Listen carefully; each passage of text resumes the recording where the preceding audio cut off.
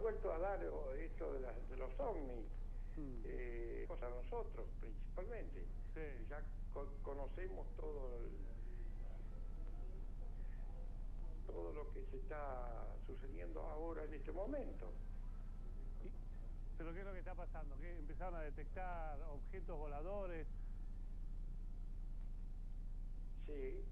¿Cuándo pasó esto? Mira, esta semana atrás han aparecido varios por dentro del campo. Unos van a ras del suelo, otros van a cierta altura. Bueno, uno ve una luz potente, pero cuando ellos quieren, cortan esa luz y se ve la nave. Es una nave. ¿Es una nave? Sí, sí. Es una cosa sólida que estará a unos 300 metros nuestros, 200. No nos hemos podido atracar porque las veces que hemos querido atracarnos, caminamos 100 metros y se nos retiran. ¿Y fotografiarlas o filmarlas? Sí, las tenemos todas filmadas. ¿Ah, sí? Sí. Bueno, ¿y ustedes qué creen que es? ¿Por qué se da en este lugar específicamente y no en otro lugar? Y eso sí que no te puedo decir yo, porque se da siempre en esa misma instancia. Bueno, Héctor, muchísimas gracias por esto. ¿Lo sorprende o no lo sorprende? ¿Qué dicen los habitantes del lugar? No, están acostumbrados ya a verla. No, te digo, no le hacen caso. No le hacen caso, es decir, una cosa común ahí en Gobernador Ugarte. Sí, lo único que a veces nos llaman por teléfono y dicen, mirá, en tal parte está parada. Sí. Y nosotros salimos a filmarla. Bueno, veremos a ver qué son estas filmaciones, si las podemos ver. Vamos a tratar de comunicarnos con nosotros, quédate en línea privada, a ver si podemos comunicarnos con ustedes y mostrar después esas filmaciones. Héctor, muchísimas gracias por todo. Hasta luego, buen día. 11 de la mañana, no, 10 de la mañana, 11 minutos. Ya estoy, viste, cruzado con este tema de los ovnis y los extraterrestres. Me voy a la pausa. Nadie puede confirmar hasta el momento si se tratan de platos voladores. Lo que pasa es que los pobladores no lo ven una o dos noches. Hace más de 2 años que estas luces aparecen en el cielo de Ugarte y este es el informe que preparamos, lo compartimos. Esta imagen en el cielo de Gobernador Ugarte conmociona desde hace años a los pobladores del lugar, que confiesan haber visto en varias oportunidades platos voladores.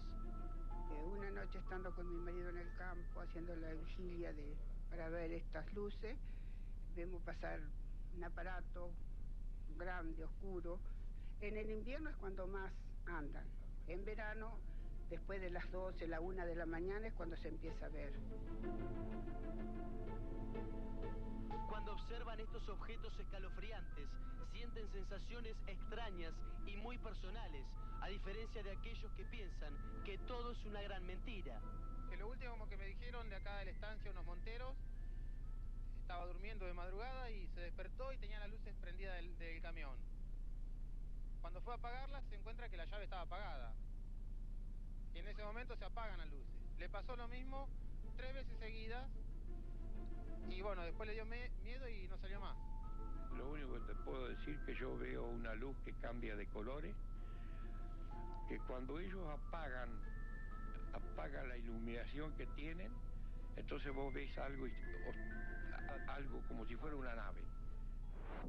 Muy bien, un caso hasta el momento con muchas preguntas y muy poca respuesta. Para que tengamos solamente un poco de memoria, tenemos que decir que hace algunos años también en estos campos de Gobernador Ugarte aparecieron vacas mutiladas.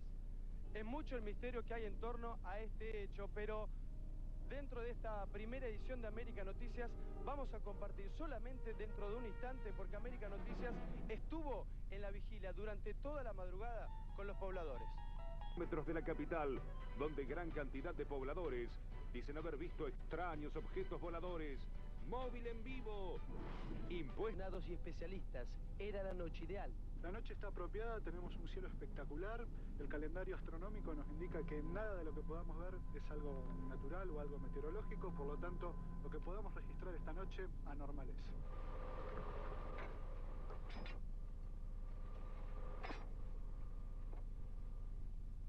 Este es el lugar donde la mayoría de las veces visualizaste los platos voladores. Sí, exactamente, es el punto justo para esperar a ver la aparición de alguno de esas luces.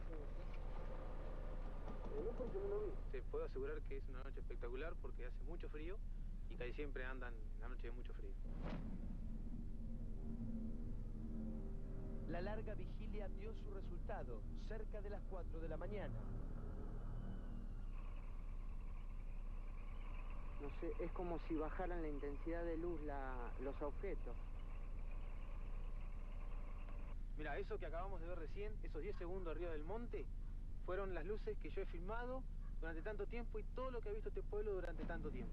Ahora, me decías anteriormente que era una noche ideal y no te equivocaste, tenías razón. Sí, mirá, siendo casi las 4 de la madrugada, se dio la posibilidad de verlo y sí es una noche especial para verlo.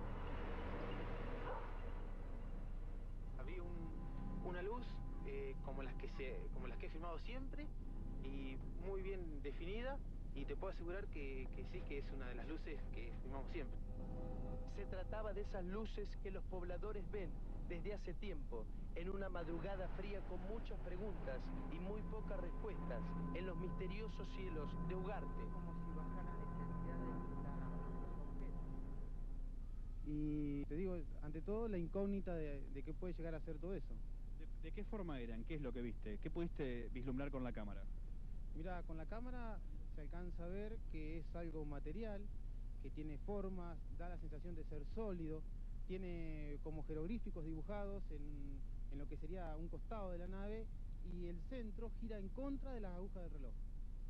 ¿Cuánta gente vio esto? ¿Cuánta gente acudió a este fenómeno? Mira, acá en el pueblo hay mucha gente que lo ha visto. Por ejemplo, tengo compañeros que hemos ido al campo a verlos y la hemos visto andar sobre el agua, sobre las arboledas, en la línea de 13.200. La hemos visto mucha gente acá, Ugarte. Bueno, como bien decíamos, es un tema que genera mucha susceptibilidad, que divide mucho a la población, pero concreto es que en esta zona cosas pasan porque si nos remontamos un año atrás, también fue la zona donde se encontraron muchas vacas mutiladas. El fenómeno sigue, la polémica está abierta y nos mantenemos en contacto con ustedes. Muchísimas gracias, Luis Grimaldi, a cuidarse, a ver si me lo llevan al espacio. Entre tanto, les quiero decir que ellos hablan de hongos luminosos y... Unos segundos hacen un recorrido... Y junto a JJ Benítez nos adentraremos en el mundo de las conspiraciones y de los verdaderos archivos secretos X.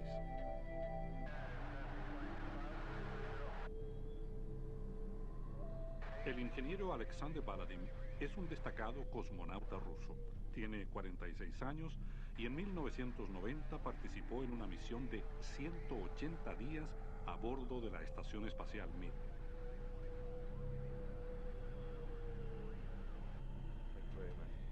Cuando visitó Chile en 1999, le pedimos que analizara los videos de avistamientos de ovnis captados en el espacio exterior y compilados por el investigador Michael Hessemann.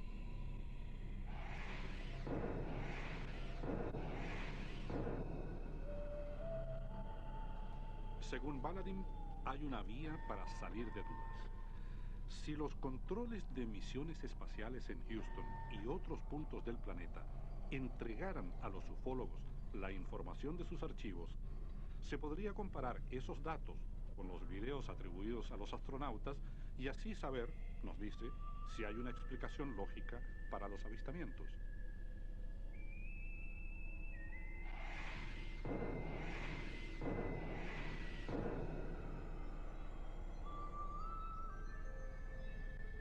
Entonces propuse al auditorio, cuando fue creada la comisión, y al mismo Michael Hessemann todas estas imágenes. Ellos podrían ofrecerlas, entregarlas para que sean investigadas al centro de comando tanto en Moscú como en Houston.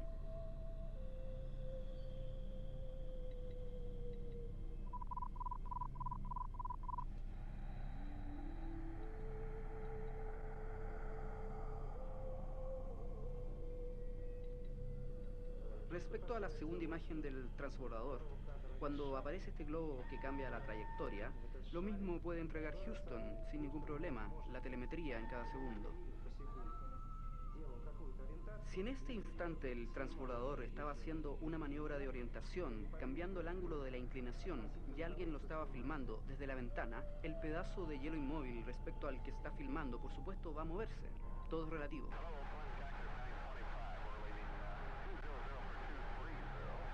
Cuando yo estaba en el espacio he visto por la ventana mucho polvo, pedazos de termoaislantes. Yo nunca he visto ningún fenómeno no identificado, pero saben, a veces uno se siente dolido cuando se te acercan y preguntan si has visto algo de este tipo. Yo de verdad no he visto nada, y cuando respondo no he visto nada, me dicen como respuesta, lo entendemos, le dieron las órdenes para no hablar. No todos los astronautas comparten el escepticismo de Baladin. El estadounidense Gordon Cooper se ha manifestado en más de una oportunidad como un convencido de la existencia de los ovnis. Incluso hizo gestiones ante las Naciones Unidas para que el tema fuese investigado oficialmente.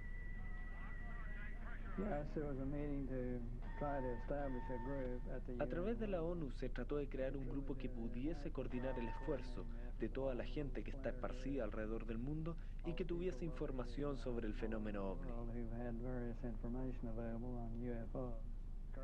Kurt Waldheim conocía bien los diversos informes sobre los ovnis en todo el mundo y por cierto tenía interés en el tema. Tuvimos una conversación muy interesante sobre lo que se podía hacer para investigar. Se han perseguido estos objetos y en las conclusiones que sacan en esa información el servicio de inteligencia, dicen, bueno, no, que estos señores vieron el planeta Venus. Y dices, oiga, ¿cómo es posible que usted desprestigie así a su propio compañero?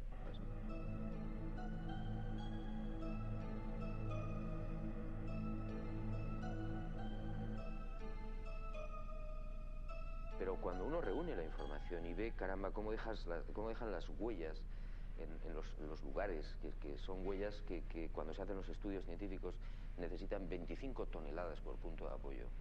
Cuando se les ve cómo se les captan los radares civiles o militares, objetos de 19 kilómetros de longitud, con velocidades de 70.000 kilómetros por hora dentro de la atmósfera, quietos en un momento haciendo estacionario y de repente en unos segundos hacen un recorrido, se vuelven a parar en seco y han desarrollado una velocidad de 70.000 kilómetros por hora. Esto es inviable para nadie. Cuando se les ve a los tripulantes, etcétera, etcétera, pues la conclusión es muy sencilla. Y la gente se preguntaba si el gobierno era responsable o quién era responsable.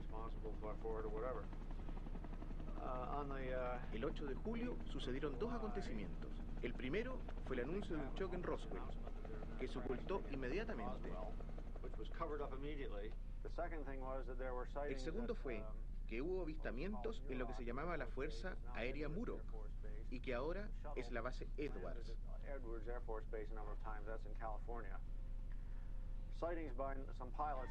La nave aterrizó en esta base en California y algunos pilotos la vieron. Eso interesó a la Fuerza Aérea. El 10 de julio, el general Shugan, que es uno de los generales encargados de la inteligencia de la Fuerza Aérea, contactó al FBI y le pidió que lo investigara. Si vemos el proyecto Libro Azul en 1969, tenían alrededor de 13.000 casos en sus catálogos, y de los cuales alrededor de 700 dijeron que eran inexplicables y agregaron que si hubieran tenido más información, también tendrían una explicación. La Fuerza Aérea trataba de argumentar que todo tenía una explicación. Si vamos a los registros del FBI, encontraremos que ya en 1952 sabían que estos avistamientos no se podían explicar. Y le dijeron al FBI que el 3% de los avistamientos no se pueden explicar. No solo eso, sino que altos oficiales de la Fuerza Aérea consideraban seriamente la posibilidad de naves interplanetarias. Esto está en los registros del FBI. En esta carpeta, la Fuerza Aérea le decía al FBI lo que no le decía al público estadounidense, que consideraban la explicación de naves interplanetarias y que habían avistamientos que no podían explicar. Vamos a mirar las fotos. Los datos de Maccabee refuerzan la tesis de que al menos en cuanto a las investigaciones hechas por el FBI sobre los casos de ovnis, habría existido un ocultamiento de información al público estadounidense que se extendió a lo largo de décadas.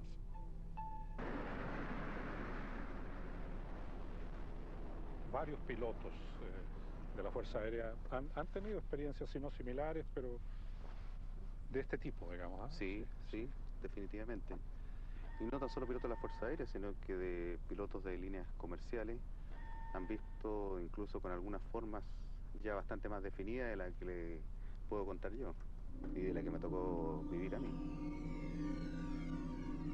¿No le hace pensar que puede haber sido algo extraño? ¿Algo como un ovni? No tiene las mismas características que yo conozco del comportamiento de los ovnis, pero podría haber sido, ¿por qué no?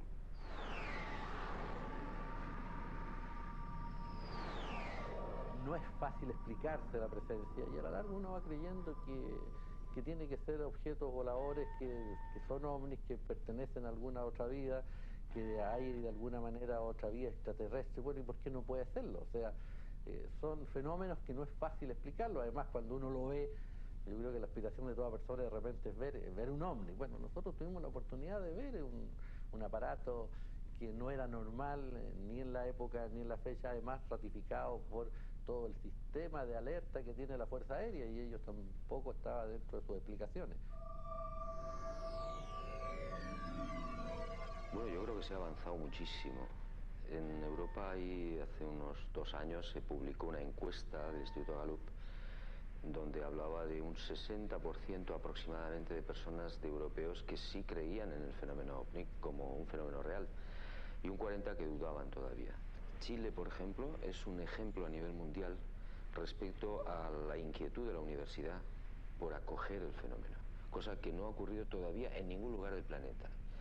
La propia Fuerza Aérea de Chile está acogiendo también, digamos, de una manera seria, lo que es el fenómeno ovni. Entonces, yo espero que esto sea o produzca un contagio en el resto del mundo. Sufría, pero el yoga le cambió la vida. En 1982, Conrado combatió en el Atlántico Sur en la guerra que libraron la Argentina y Gran Bretaña por el control de las Islas Malvinas.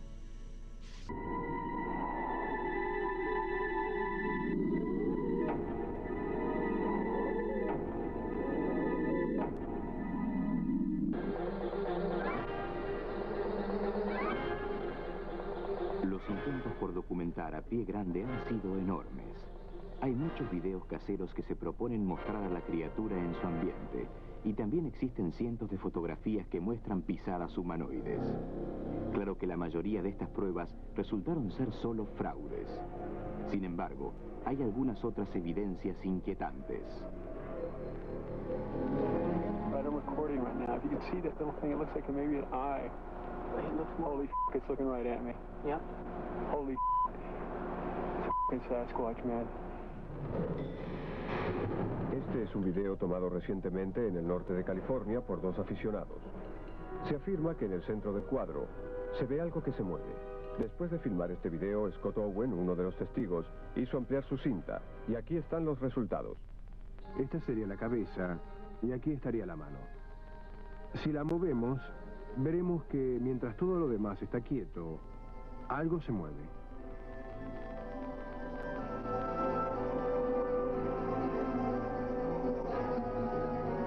Realmente creo en Pie Grande, lo he visto, lo he olido, lo he vivido. Me asustó muchísimo. La manera en que las cosas suceden, nada es casualidad. Sé que pronto van a encontrar a Pie Grande. Sin embargo, hasta ahora nadie ha podido demostrar la falsedad de esta increíble grabación obtenida por Roger Patterson y Robert Gimlin el 20 de octubre de 1967. Ambos recorrían la zona a caballo con una cámara de video, cuando de pronto se toparon con algo que pensaron podía llegar a ser un pie grande. Al acercarse a la criatura, El caballo de Patterson se asustó y se cayó. Él se puso de pie rápidamente y tomó con su cámara estas imágenes sorprendentes.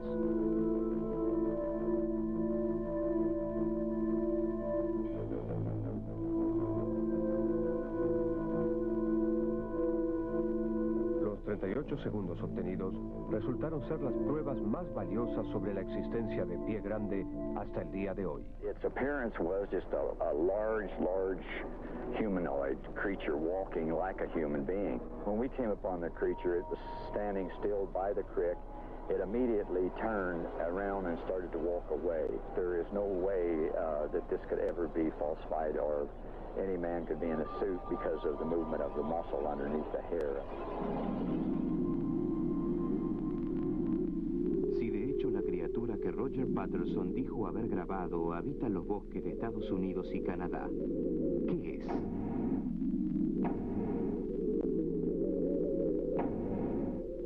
Una de las cosas que hizo al darse vuelta, que es muy interesante, es dar vuelta la cabeza y el torso al mismo tiempo.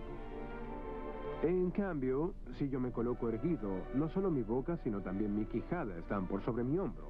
Entonces, si me doy vuelta, mi mandíbula no choca con mi hombro, sino que pasa por arriba.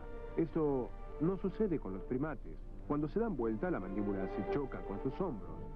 Por eso, si un primate quiere mirar para atrás, debe tirar la cabeza hacia atrás y mirar por sobre su hombro. En los zoológicos hacen eso. O deben girar la cabeza y el torso a la vez.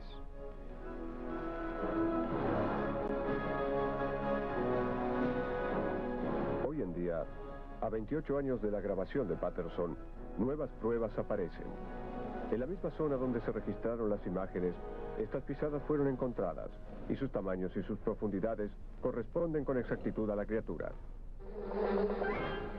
Una extraña que deambula por los bosques de América del Norte.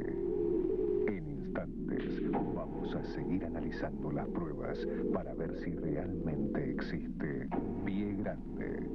Veremos las huellas más importantes y también el supuesto aullido de la criatura.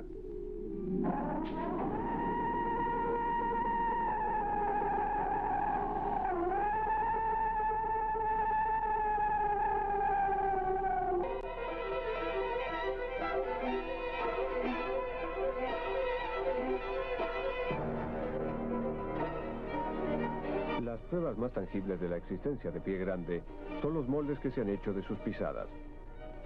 La huella más detallada fue encontrada en 1982. Un policía dijo haber encontrado un pie grande de unos 2 metros deambulando por un camino boscoso. Los moldes que se tomaron de sus pisadas permitieron realizar un descubrimiento excepcional. Se encontraron líneas en la piel que son los equivalentes a nuestras huellas digitales. Esta es una de las pruebas más concluyentes que se han encontrado. Es tan valiosa como la filmación de Patterson de 1967. Otra de las cosas que se suele encontrar luego de ver un pie grande es una extraña muestra de pelo. Estos buscadores de la criatura encontraron unos mechones en una expedición. Estos pelos fueron examinados por el Dr. Sterling Burnell, que es un biólogo egresado de la Universidad de Berkeley, California.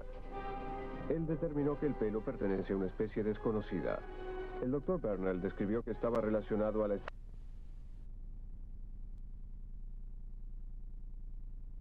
Un grupo de científicos trata de descifrar un escalofriante misterio. El triángulo de las Bermudas, sus asombrosos secretos. Vive Hollywood, vive Cine Canal.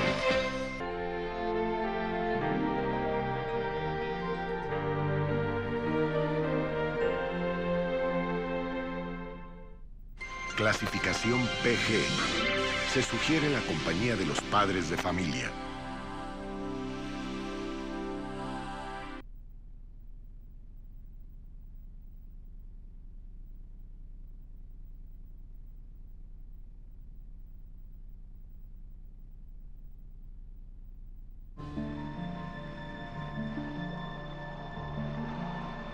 The Bermuda Triangle. A legend. A mystery. A vast graveyard. It is a place where ships and planes vanish for unexplained reasons. Hundreds of vessels gone without a trace, swept into oblivion. I don't understand how 23 men, nothing floats. I mean, not even a life jacket. Left behind, only disturbing questions. Those who do escape are haunted by memories that few believe. And I experienced a space-time warp. And none can explain. It was about 10 minutes of just the compass was spinning. I was very freaked out. All of a sudden, everything was totally black.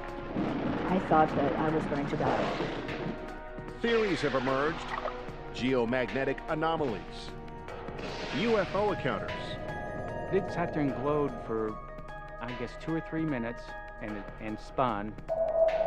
Government conspiracies. The U.S. military, I think they know a lot more about the anomalies here than they are saying. Is the truth hidden within a secret underwater naval base? Or in a cryptic message from someone supposedly dead? The telegram said, "You've been misinformed. I am very much alive." Now we take on the triangle from every angle with a massive, unprecedented exploration into the mysterious death trap. We'll retrace a doomed military mission through the heart of the Bermuda Triangle, when 6 planes and 27 men vanished in a single day. 60 years later, no one can still say what happened to them. We'll launch an underwater expedition to find one of the missing planes that no one, including the Navy, has tried to recover. Enlist NASA technology to probe a swamp that could swallow planes whole. 5 aircraft can easily vanish in there. And pursue a bizarre connection between the Triangle and the lost city of Atlantis. Through these portals, suddenly these people go. And they're living in another dimension. Along the way, we experience some of the Triangle's bizarre behavior firsthand. They have a regular magnetic compass and a flux gauge compass, and neither of them are cooperating. A journey to unravel a deadly mystery where planes, ships, people, and reason simply vanish.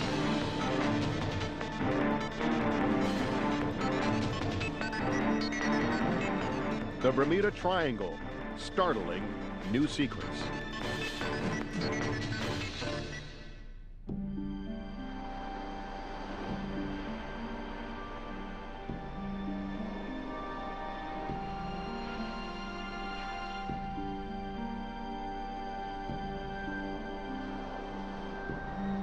Long cloaked in mystery, the Bermuda Triangle keeps its secrets clinched in a watery death grip. Meddlers and adventurers. All right, let's go take a look. Enter here at their own risk. But in an unprecedented effort, we bring the best minds and latest technology together to defy the Triangle and solve one of its most bewildering riddles. It's a potential target right here. It's possible. I'm Lester Holt. The Sci-Fi Channel's unparalleled pursuit of the truth behind the Bermuda Triangle begins with one of the greatest unsolved mysteries in American history. On December 5th, 1945, with World War II over and Christmas just around the corner, 27 servicemen seemingly vanished without a trace. At the core of our story, 5 Navy Avenger torpedo planes, the type of plane that had proven lethally effective in the Pacific against the Japanese. But on this day, the planes have a peaceful mission, a routine training flight that will take them over a section of what is now called the Bermuda Triangle. Sadly, neither they nor a search plane sent to find them ever come back. In sporadic radio transmissions received before those planes disappear completely, the flight's leader is overheard saying that his compasses have gone haywire. Now, 60 years later, this vintage Navy Avenger, identical to the ones lost, will retrace their exact route to see if anything out of the ordinary happens. Let's go ahead and stop. Pilot Rick Siegfried will attempt to navigate the course the same way the pilots did in 1945, using a compass and by simply looking out the window for landmarks and the sun. It's a challenge to once again go back into the type of navigation they used in that day and to duplicate the route. Of course, sailors as far back as Columbus have noted strange anomalies in these waters. On 3 occasions, they did experience a compass variation that was unexplained. Triangle historian Gian Quizar. And then on the eve of discovery of the New World, a light was seen on the horizon, and it rose up, levitated, and then vanished. More than one man did see it aboard 2 of the ships. According to Quizar, those who've witnessed bizarre things here and survived to tell their triangle tale are the lucky ones. In the 1980s, I think some 35 aircraft vanished, and no one had heard about it. It's not reported in the news.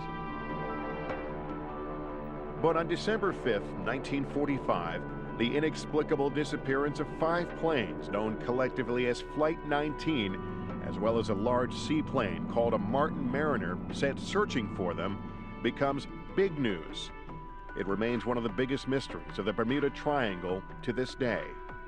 60 years later, no one can still say what happened to them. How can you have 5 aircraft and then a rescue aircraft vanish in one night and no trace ever found, and no trace ever found since then? Despite underwater mapping, despite underwater cameras, it basically began the enigma of the Bermuda Triangle. The term Bermuda Triangle was coined in 1964 by author Vincent Gaddis. Since then, the area has been called many things, including the Devil's Triangle and Triangle of Death. Gaddis defined the triangle as the area between the coast of Florida, Puerto Rico, and Bermuda. But today, historians say strange triangle phenomena actually occur over a much larger area that covers 1.5 million square miles and encompasses the entire east coast of Florida.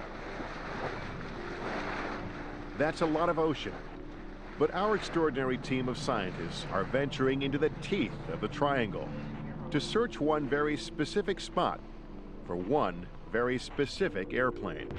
And those are the last reported coordinates of where the Martin Mariner reportedly exploded and crashed into the ocean.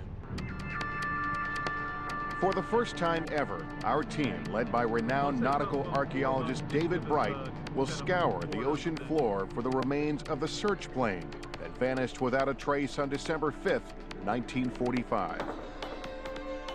This is the flying boat that mysteriously disappeared with its crew of 13 from Navy radar screens just 20 minutes into its flight.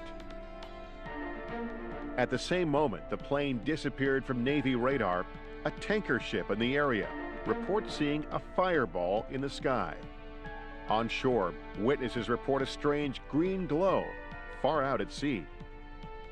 90 minutes after seeing the explosion, the tanker Gaines Mill reports finding an oily film on the water, but no debris and no survivors. Did the Martin Mariner spontaneously explode in midair?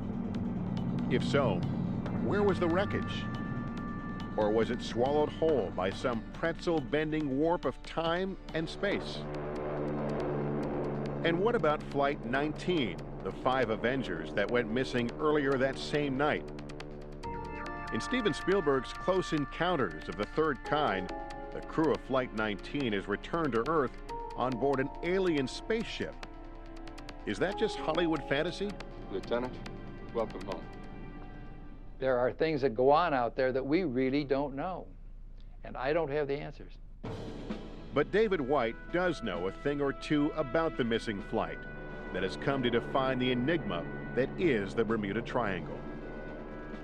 In 1945, White was a flight instructor at the Fort Lauderdale Naval Air Station.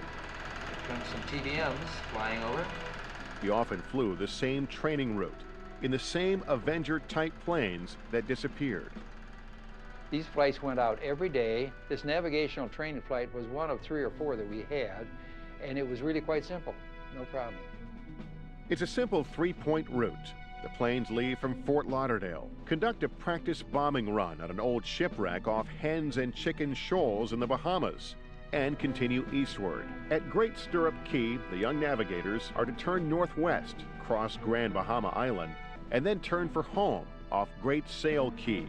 If all goes well, flight time is about 2.5 hours. They all had their wings, and this training base was what they called an operational training base, which was the last flight training that pilots received before they went out to join the fleet. But something goes horribly wrong on Flight 19. 90 minutes into the flight, instructor Charles Taylor believes he's not where he's supposed to be. For a pilot with that much training to lose his way out over the Bahamas would be very rare. I don't remember it ever happening before. According to official transcripts, Taylor radios that his compasses are malfunctioning and believes he has taken Flight 19 way off course. I don't know where we are.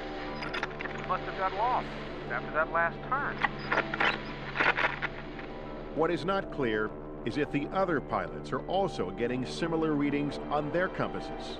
Now, why didn't 4 other pilots contradict him and say we are on course? Why did they simply follow him? And that is the big mystery. An even bigger mystery is why no one is able to pick up Flight 19 on radar. Whatever the reason, Taylor's voice is heard through the static of intermittent radio transmissions, and it is clear that he is lost. I'm in the Keys.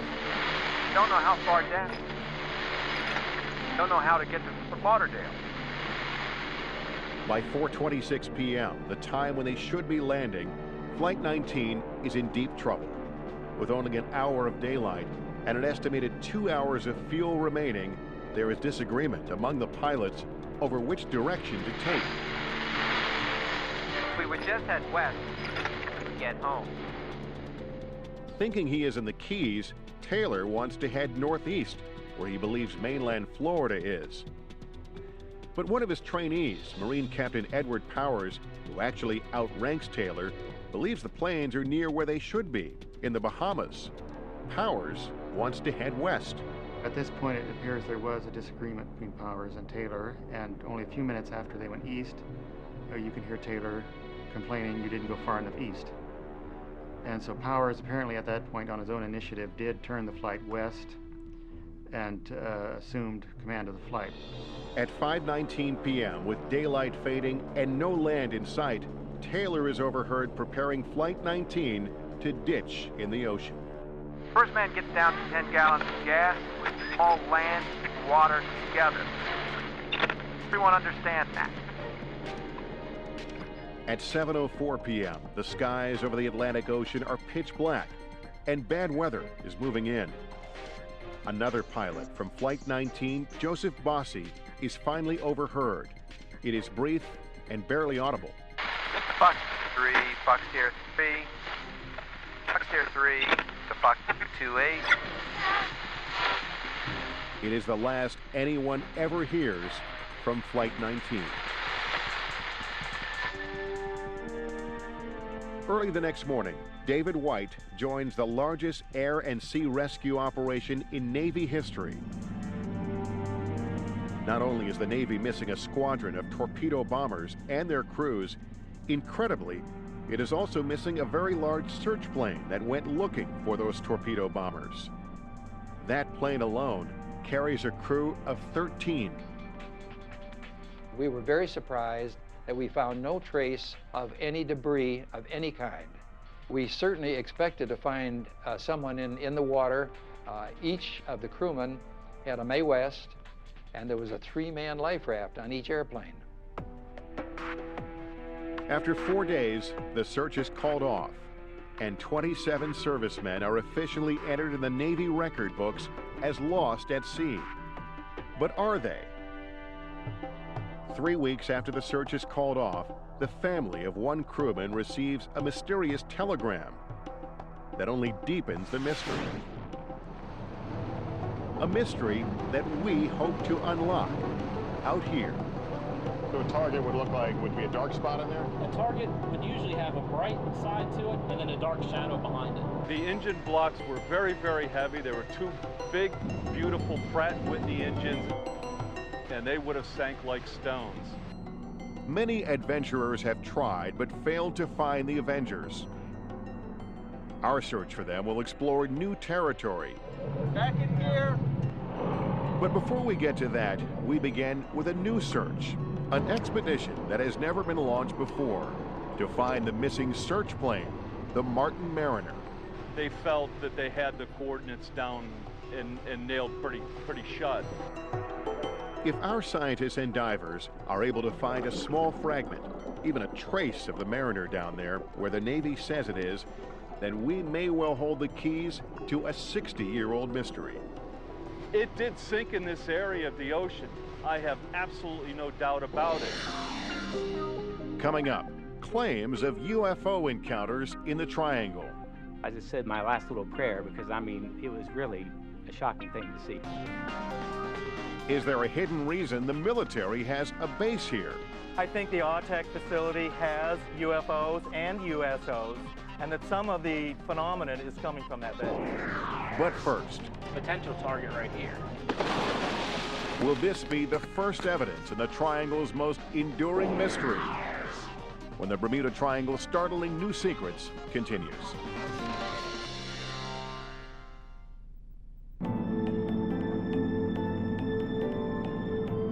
As the sun sets over the Bermuda Triangle on a balmy December evening in 1945, a total of 27 American servicemen are flying into oblivion. 5 Navy torpedo planes, out on a routine training mission over these waters, inexplicably get lost. And in an incredible coincidence, a large Navy search plane sent to look for them seemingly vaporizes in midair, leaving nothing but a greasy smudge on the ocean surface. The mystery of what happened to those planes on that night launches a pop culture legend. There has to be an explanation somewhere for something like this. In his yet-to-be-released book on Flight 19, Gian Quizar offers shocking new evidence to support his theory that the missing squadron did not crash in the ocean, as the Navy contends, but instead landed in a large swamp in Georgia. There's only one place I would say they could have gone. The wind was still from the southwest. They would have to turn into the wind to ditch. They turned southwest, I'd take them right over the heart of the Okefenokee Swamp. To test Quizar's theory that the 5 Avengers actually landed in Georgia's Okefenokee Swamp, we are, for the first time ever, enlisting the resources of NASA to search for the missing squadron. There it is. Looks like a pipe. It's about 20 feet long. And with an unequaled assembly of scientists, oceanographers, and deep-sea divers, we are scouring the ocean floor, where witnesses on board the tanker Gaines Mill say they saw a flash of fire in the sky at the exact moment the Mariner disappeared from Navy radar screens. But the plane is made of largely aluminum. Would that show up? It will show up on the sonar, but it won't show up on the magnetometer. The target that they've got looks like it's 20 feet long, okay, about this wide, and maybe up above the surface about this much. If successful, we will once and for all be able to answer the question of what happened to those planes. If not, we will once again be left to ponder the extraordinary fate of the men who flew them. Could it be, as some suggest, that the Bermuda Triangle lies at a cosmic crossroads where ordinary rules of time and space don't apply? Is it possible that submerged remnants of an advanced civilization still haunt this vast expanse of ocean? Look into the faces of the missing. Imagine them as they once were, flesh and blood, as alive as you and I. Where are they now? Though it has been 60 years, each left loved ones behind who remember the day they disappeared as if it were yesterday. He was one of the taller ones, I think, in the family, and slim and very debonair, and the girls all were crazy about him. And 22-year-old Donald Arsenault is just as crazy about the girls. Practically every letter he sends home to Lafayette, Louisiana, contains pictures of him with young women. On the evening of December 5th, 1945, his big sister Aline, herself a Navy wave stationed in Washington, sits down to write Donald a letter. Dear Donald, I haven't been able What to Aline doesn't know is that at that very moment, her brother Donald, stationed in Florida as a radar man on this Martin Mariner, is about to fly into the history books. The Mariner, with Donald Arsenault and 12 other crewmen on board, is headed east on an emergency rescue mission to look for 5 Navy Avengers that are presumed down somewhere in what is now called the Bermuda Triangle. They are never heard from again. But I remember, you know, my daddy getting the telegram, and just, I think we were all really upset because we were looking forward to him coming home.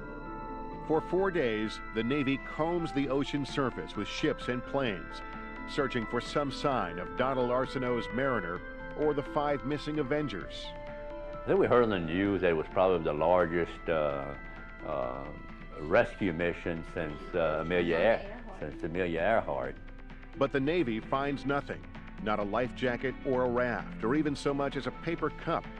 It is assumed that something, perhaps a careless smoker on the gas-laden aircraft, caused the Mariner to explode. But why then was no wreckage found? Without finding debris of any kind, how could anyone know for sure? It was here in this empty patch of ocean, about 25 miles off the Florida coast, that the Gaines Mills reported finding the oil slick after witnessing the flash in the sky that night. They marked the coordinates, and that's where we began our search for the missing Mariner and her crew. Our expedition will be the first ever to look beneath the waves for clues of what happened to the Mariner. You need to head southwest, Rick. Our leader is David Bright. That'll get us down to the first mark line. A hard-nosed scientist who believes that what goes up must come down. There were 2 big, beautiful Pratt & Whitney engines, and they would have sank like stones. By dragging a side-scan sonar and a magnetometer over the bottom, 80 feet below, in a carefully calibrated search pattern around the Mariner's last coordinates, our team is confident of finding a long-lost piece of history. If anything's there, we're going to find it. We've got the magnetometer running, measuring the Earth's magnetic field. Anything that's made of iron or steel, we'll pick up. But if history is any guide, locating the Mariner will not be easy. Some estimate as many as 1,000 boats and planes have disappeared here without a trace, claiming as many as 8,000 victims along the way. Among them, the crew of the USS Cyclops in 1918. Simply vanished without trace. 309 men gone. And no evidence that a lot of sailors turned up anywhere, that there had been a mutiny. The freighter Marine Sulphur Queen in 1963, and the Sylvia Asa in 1976. Whatever those ships encountered, it was just incredibly destructive and obliterated them without survivors. In 1980, the freighter Poet, also gone without a trace. 520-foot ship carrying nothing more dangerous than number 2 yellow corn, disappeared north of Bermuda, no EPIRB signal. Some dismiss these disappearances as likely due to human error in an age before we had high-tech satellite equipment. But the fact is, vessels disappear in the triangle with disturbing frequency, without warning, and without a trace. Boats still disappear, probably 12 to 20 per year. 2000, 2001, 2 sister ships vanished in the Caribbean. The U.S. Coast Guard in Miami is keenly aware of the perils of the vast open ocean that makes up the Bermuda Triangle. This one station alone is responsible for 20% of the nation's search and rescue missions. The Coast Guard doesn't subscribe to the myth of the Bermuda Triangle. The ocean is an unforgiving environment. If you make a mistake, you will pay for it.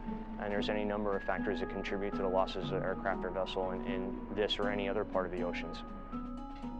But according to historians like Quizar, human error alone cannot explain all the Triangle's bizarre disappearances. The area and the enigma is quite real. More ships and planes do vanish. They vanish for very unusual reasons in some cases. In 1978, a small charter plane flying from Fort Lauderdale to Havana disappears from radar. In 1954, a special Navy flight carrying 44 passengers and crew to the Azores vanishes. The cargo manifest lists 111 life vests and 5 life rafts on board. It's a luggage flight. There's no debris. That goes on frequently enough. Even Charles Lindbergh reportedly has a close call in the Triangle. In 1928, 1 year after flying solo across the Atlantic, Lindbergh takes off for a night flight from Havana to St. Louis. According to published accounts of that flight, somewhere over the Florida Straits, Lindbergh's compass begins spinning, and by the time the sun comes up, he is way off course and headed out to sea. Down on the ocean surface, our expedition is getting its first taste of Triangle treachery as well. How close are we?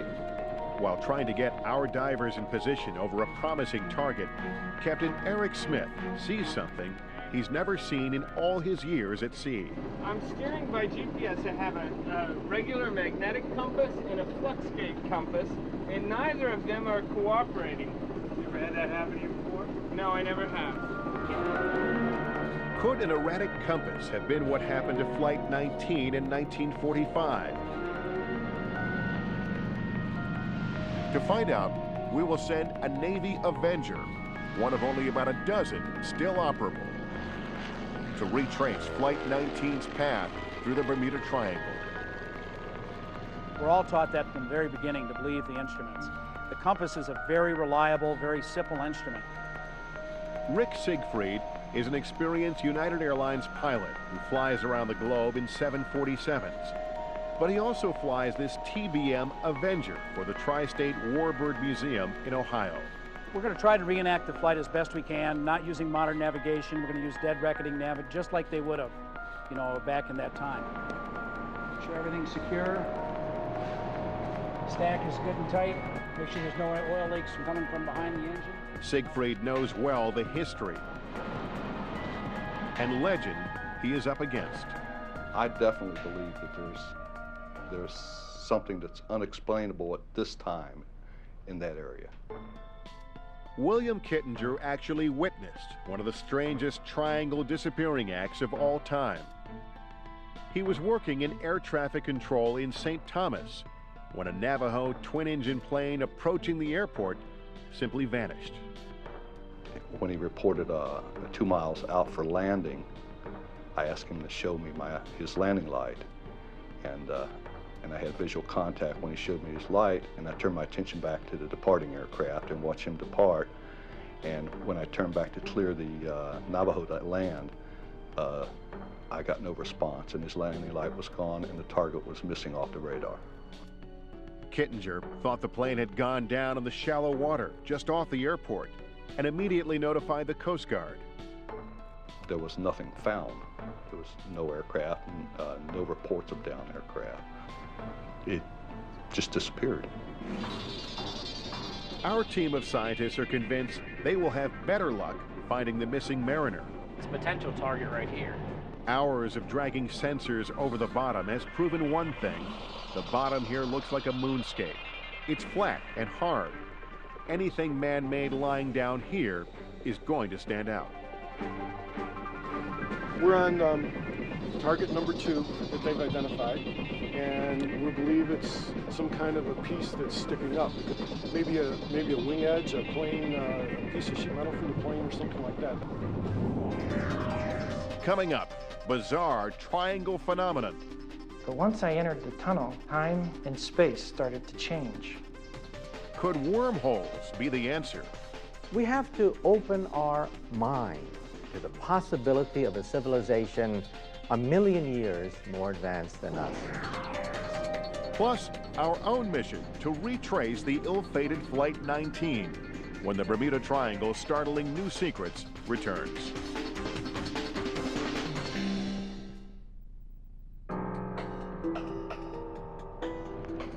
For 60 years, the most confounding and compelling mystery of the Bermuda Triangle is the disappearance of Flight 19. 5 Navy Avengers fly off the coast of Florida on a routine training exercise and never return. The oil tends to collect in the bottom cylinders, so we pull this through to make sure that there's not a hydraulic lock. Pilot Rick Siegfried is getting ready to fly the path that Flight 19 planned to take that day. It's just one leg of our multi-pronged search for answers to what happened in December 1945. We might get a little insight into how they might have either lost track of time and or lost track of their position. Flying a World War II Navy Avenger, identical to the fated planes, Siegfried will navigate the course the same way the pilots did 60 years ago, using a compass, the sun, and landmarks. Battery on. Oil good. Boost pump on. Our plan is to take off from Fort Lauderdale, fly east 113 miles before turning northwest at Great Stirrup Key. After traveling 73 miles, we'll turn southwest off Great Sail Key and take the 120-mile journey back to Fort Lauderdale. Okay, ready for start?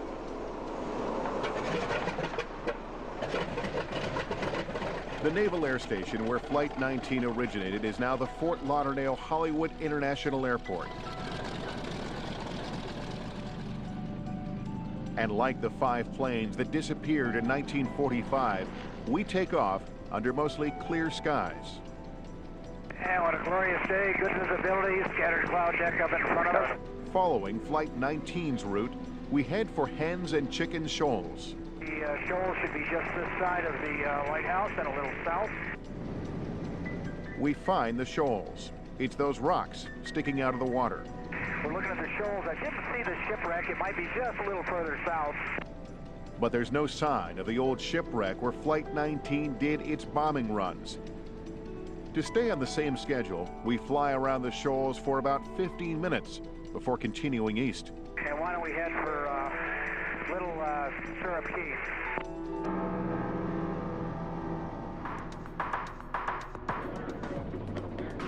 Down on the water, our experts have spent days systematically searching this patch of ocean for some scrap of the Martin Mariner that vanished while looking for Flight 19. This is where the Navy says the Mariner disappeared from its radar screens. This is where a passing tanker reported finding an oil slick. Throw it! All of our research and conjecture comes down to this: putting divers in the water. One of our vessels, the Sea Dog Diver, has found a target. It's big and it's metal, and it's 80 feet down. Okay, I got it, thanks. Could it be part of the Martin Mariner that disappeared 60 years ago, launching the legend of the Bermuda Triangle? Andrew Driver, a former member of the British Special Forces, is about to find out.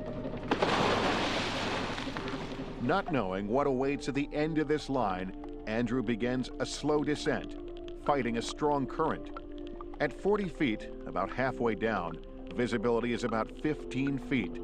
Not ideal, but good enough to find a large chunk of airplane, if it's there.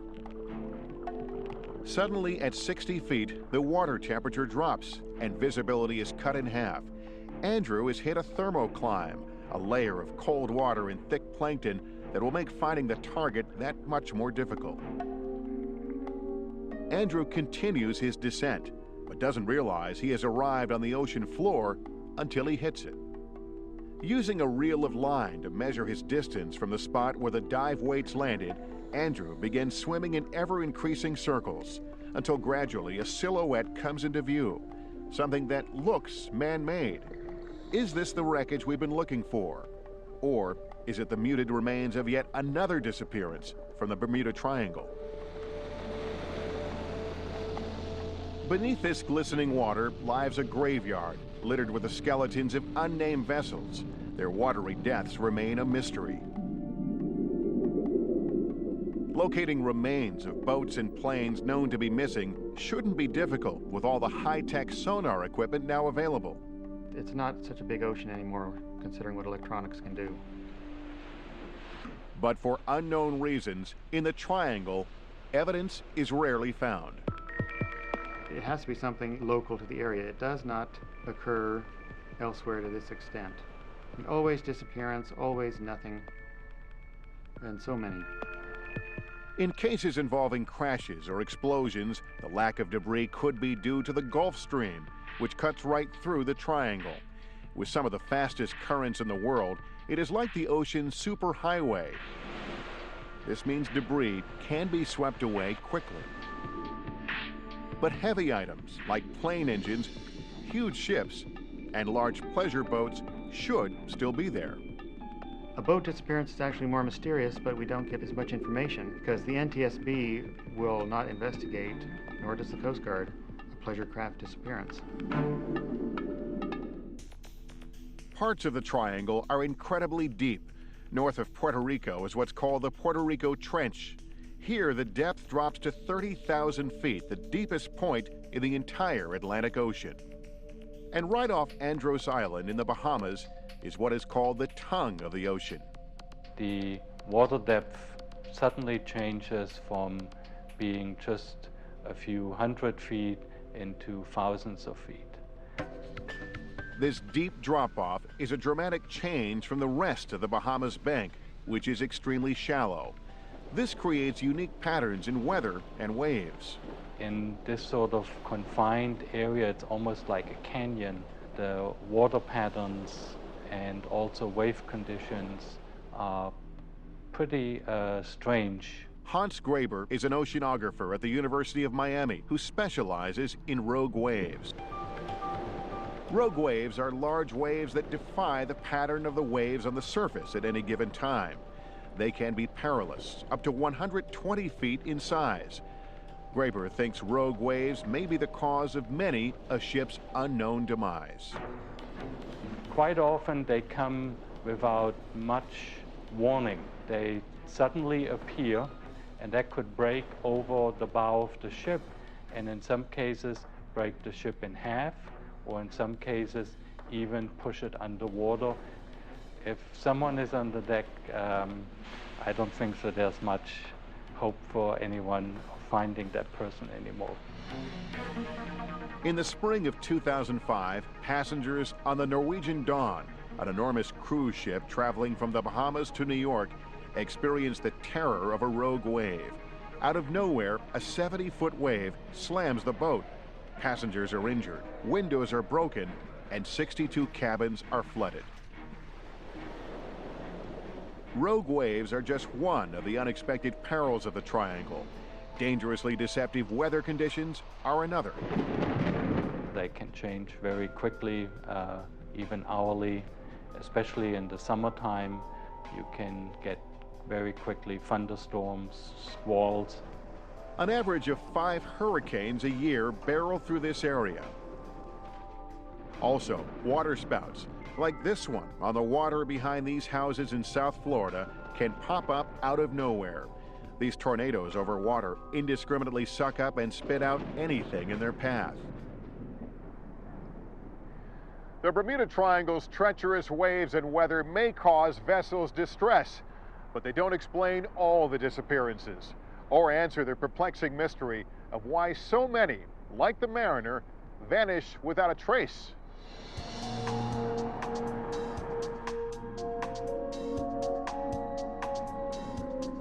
Everything that falls from the ocean surface finds new life on the bottom.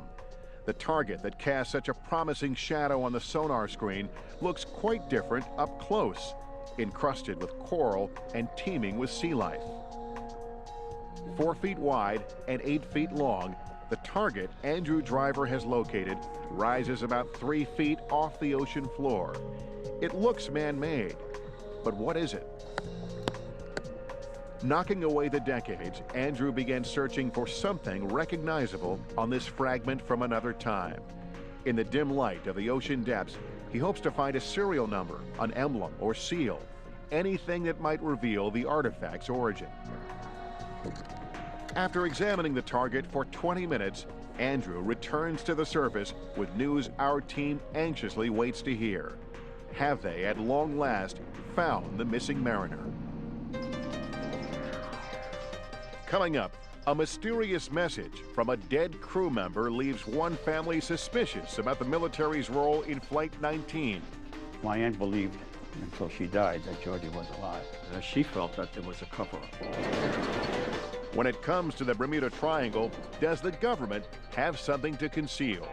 Some people think AUTEC is similar to Area 51, and they are experimenting with alien spacecraft.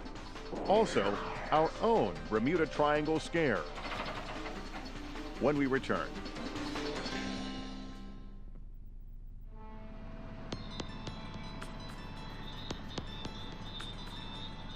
The seas are dead calm out on the edge of the Bermuda Triangle.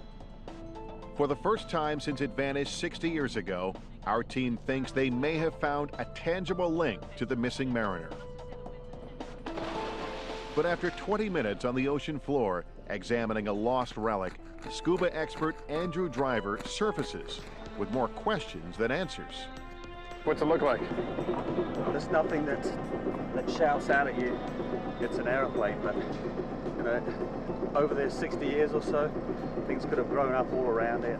Were you able to chip any of it away? Yeah, we chipped away and we dug around with a screwdriver, you know, not wanting to do too much damage to the reef or anything like that, just to see if we could find anything that was, you know, obviously human or metallic, but we didn't see anything.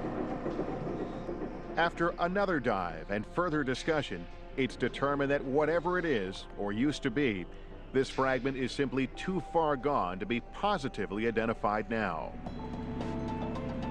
With miles of ocean bottom still to be surveyed, expedition leader David Bright decides to press on, confident that the large debris field he's looking for will soon be found. But those who've had close calls in the Bermuda Triangle say mere science and logic cannot fully explain what happens here. Some insist there is something otherworldly going on.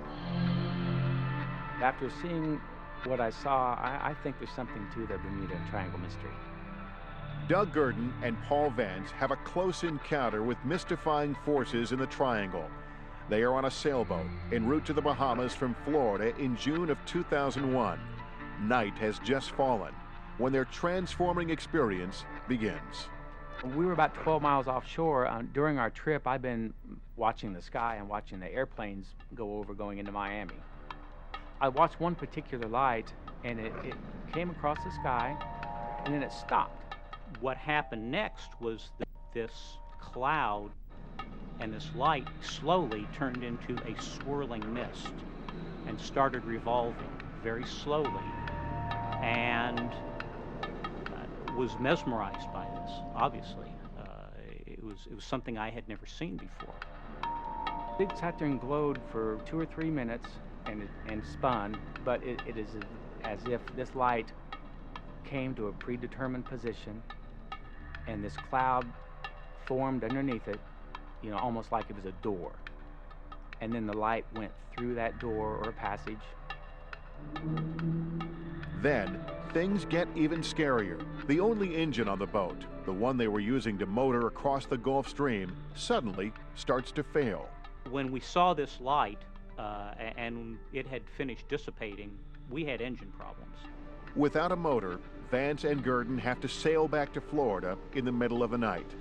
They are shaken by what they saw lurking in the skies above the triangle and relieved to have escaped it. I just said my last little prayer because, I mean, it was really a shocking thing to see. I just made sure all my sins were forgiven one more time. Was it a UFO? Reports of strange lights in the sky here go back for centuries. Remember those lights spotted by Columbus on the eve of discovering the New World? Is it possible that visitors from another galaxy were visiting the Triangle even then?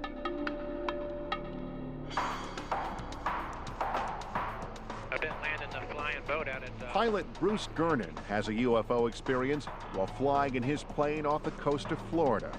It was shaped like a saucer. It was huge, and it was glowing really bright. All of a sudden, it shot right at us at a phenomenal rate. And I thought we were going to crash with it. And I was saying my last prayers as I turned off to the left as sharp as I could possibly turn. And then when I looked back, after I made the turn, it was gone. One of the most disturbing UFO sightings ever recorded happens just off the coast of Puerto Rico in 1980. Air to ground, pick up a pilot panicking.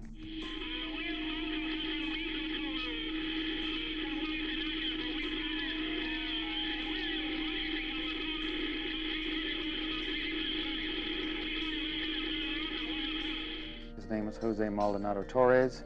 He is talking about a weird object harassing his aircraft that made him change courses 3 times. He keeps calling Mayday.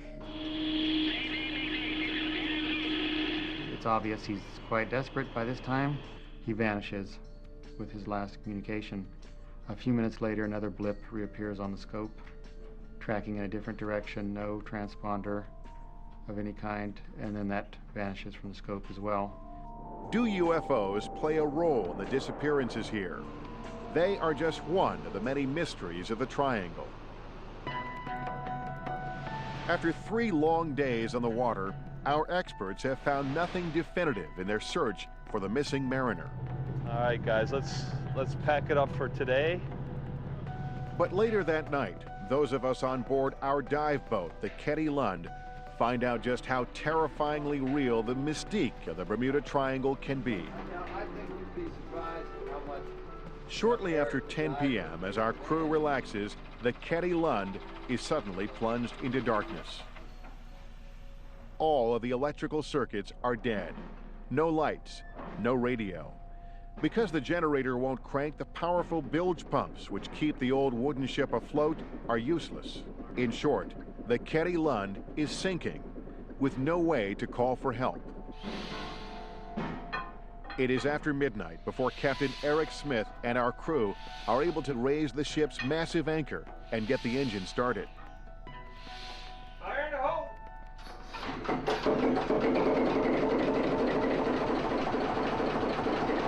After steaming west for more than 2 hours, the crew is able to use a cell phone to call for help. Is Eric all right with us tying on? Early the next morning, the cavalry arrives, carrying a new generator. He's not going to make it through the gate, so we're going to go right up on top. All right, we got it. After a night spent struggling to keep the Ketty Lund afloat, our bedraggled crew begins another day, thankful to have avoided becoming another statistic. Okay, I see our destination. On our own mission to retrace the route of Flight 19, we are approaching the time when Lieutenant Taylor started to seriously doubt what his compass was telling him. And let's start a left turn now. We're flying over Great Stirrup Key, about an hour into our flight, right on schedule. And as we proceed northbound, it looks like our heading is nice and stable. We turn northeast and head towards Great Sail Key, the point Flight 19 never found. Along the way, pilot Rick Siegfried will look for Grand Bahama Island, the landmark Lieutenant Taylor never saw, and closely monitor the compass. What's your compass doing? Compass is as steady as a rock. Nothing weird happening with the compass? Not a thing. It's steady as a rock. The question is, will the compass stay accurate? Or will we, too, lose our way in the Bermuda Triangle?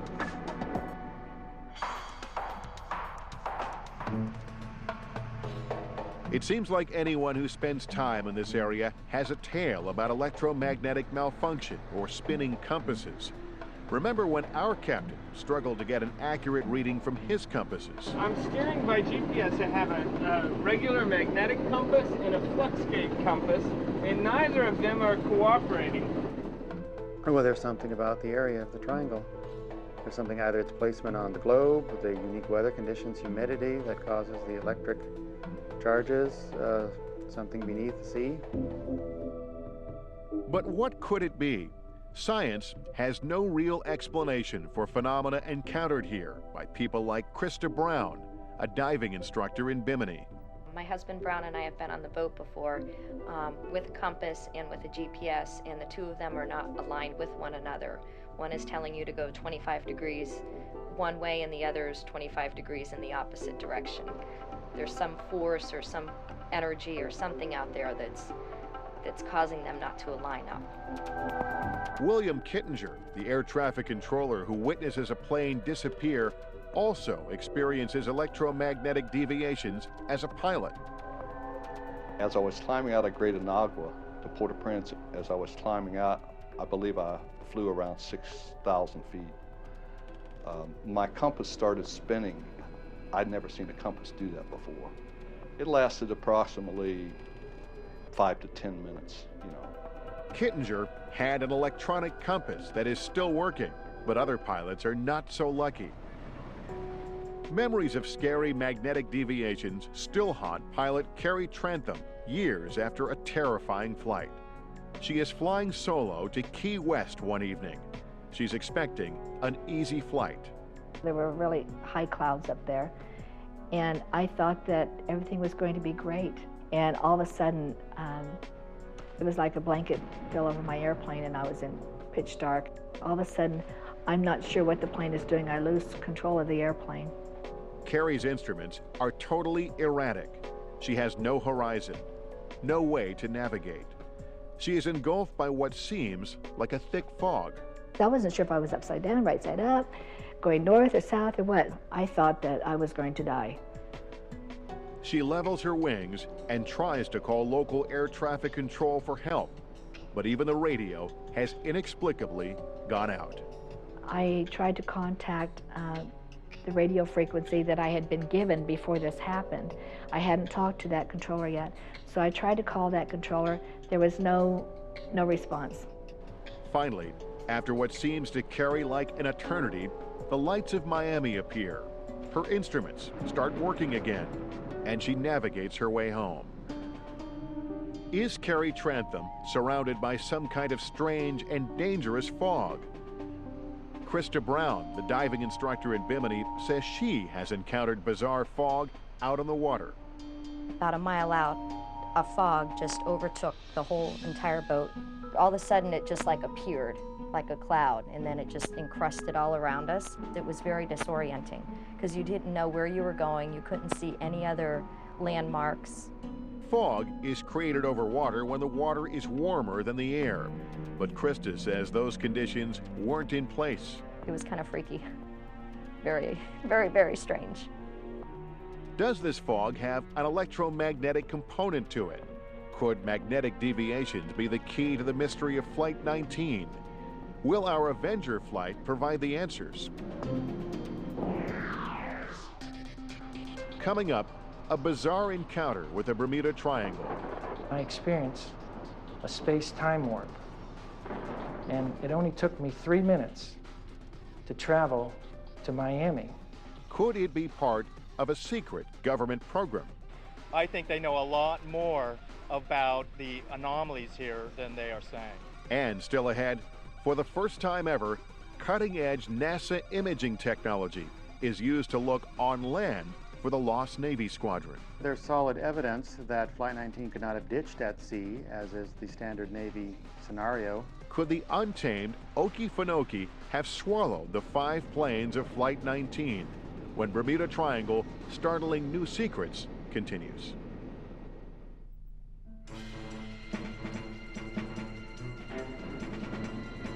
High in the air above the vast Bermuda Triangle, we continue to retrace the path of doomed Flight 19. We've now hit the hour-and-a-half mark, when for the 5 Navy Avengers, the unexplainable starts to happen. At 3:40 p.m. on December 5th, 1945, the pilots expected to see Grand Bahama Island, but all they saw was ocean.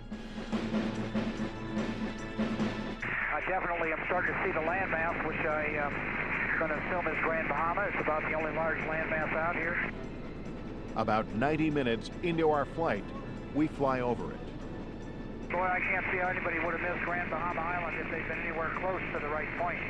This is the point in time when Lieutenant Taylor notices that both his compasses are acting erratically. He gets confused. Does he have spatial disorientation? Or is he a victim of something stranger? One individual who thinks he holds the key to the mystery of the Bermuda Triangle is pilot Bruce Gernon. While flying from Andros Island in the Bahamas to Miami in 1974, he has an experience that is so bizarre, he spends 30 years researching it. About 30 miles into his trip, he enters a strange cloud. An unusual thing about it was that it seemed to come right out of the ocean itself. It had no base or no ceiling to fly under. So I penetrated into it, and it was eerie inside. It was full of electricity, but there was no precipitation. Then, Gernon says the clouds formed into a strange, perfectly shaped tunnel, and he was trapped flying in it. These strange lines formed, and they were spiraling and turning counterclockwise very slowly. And then I noticed my electronic instruments weren't functioning properly. Even the magnetic compass was slowly rotating counterclockwise. We contacted Miami Radio, and they were unable to locate us on radar. A few terrifying minutes pass, and then the spiraling lines of the tunnel suddenly disappear. To his astonishment, Gernon realizes he is right over Miami Beach. I immediately looked at my watch and noticed I'd been flying only 33 minutes. But once I entered the tunnel, time and space started to change, and I experienced a space-time warp. And it only took me 3 minutes to travel to Miami. So that's 100 miles in 3 minutes. After years of research, Gernon concludes that he was enveloped by a phenomena he calls electronic fog. This electronic fog has the capability of attaching itself to boats and airplanes. Gernon says pilots can suddenly find themselves stuck in this fog, which clings to vessels, inducing spatial disorientation. He thinks the fog causes electromagnetic malfunction. Instruments no longer work. The pilot has no sense of direction and no means to navigate. Electronic fog, he says, can be so intense that it creates a time storm, like the tunnel he narrowly escaped. Many of the planes and ships that have disappeared may have entered into a time storm that was so intense that they disintegrated. Gernon is not alone in thinking that time and space disorientations occur in the triangle. One theory is that Flight 19 traveled through a portal to another dimension. In scientific terms, this is called a wormhole. A wormhole is a shortcut, like a subway tube, that allows you to go from point A and point B and never go faster than the speed of light. It allows you to punch a hole in space and essentially take this shortcut to reach a distant point in space and time. Michio Kaku is a physicist at the City University of New York. He says mathematics show that wormholes can, in theory, exist. But so far no one, at least not on our planet, has found a way to harness them. We have to open our mind to the possibility of a civilization 1 million years more advanced than us, that a Type 3 civilization may be able to use Einstein's equations to essentially bend space-time into a pretzel in order to punch a hole in space and in order to utilize the power of a wormhole. Wormholes may seem like a dark and far-fetched fate for Flight 19, but even more sinister scenarios exist, including allegations of a Navy cover-up. Among those with suspicions is the family of George Payanessa, a radio man on Flight 19. His nephew Frank thinks there are still many unsettling questions. I don't understand how 23 men, nothing floats. I mean, not even a life jacket, piece of fuselage, some kind of equipment. I don't understand it. 3 weeks after Flight 19 disappears, the Payanessa family receives a disturbing telegram that haunts them to this day. The telegram was sent the 26th of December at 10:15 in the morning. Said, "You've been misinformed. I am very much alive," and it was signed Georgie. The telegram can only be one of two things: a sick prank or evidence of some kind of Navy conspiracy. A small detail, the use of her son's nickname, leaves George's mother convinced that the telegram is real. She doesn't think that if it was signed by anybody else, it would probably have said George. And my aunt believed, until she died, that Georgie was alive. She felt that there was a cover-up. There is another puzzling thing about the telegram. It is sent to George's brother Joseph at an address that would not be easily available to anyone outside of the military. Would someone in the loyal ranks of the Navy be so cruel as to think this was a funny prank? The thing that puzzles me is not only the telegram, but the fact that they knew my father's address at the Marine Corps barracks in Washington, D.C. One of the reasons people theorize the Navy may be involved in unexplained disappearances in the Triangle is because of AUTEC, a top-secret U.S. Navy testing facility. AUTEC stands for Atlantic Undersea Test and Evaluation Center. Underwater training exercises are performed here with missiles and submarines. I believe that it's not a coincidence that the U.S. military has located AUTEC here in the Bermuda Triangle. I think they know a lot more about the anomalies here than they are saying. This unauthorized footage shows the above-ground portion of AUTEC on Andros Island in the Bahamas. It is located just feet from the tongue of the ocean, where the depth abruptly plunges by thousands of feet. The deep blue channel you see here is for submarines. We made repeated requests to interview someone from AUTEC and get a tour of the facility, but were denied. Suspicion about AUTEC's role stems from rumors about highly classified Navy electromagnetic tests during World War II.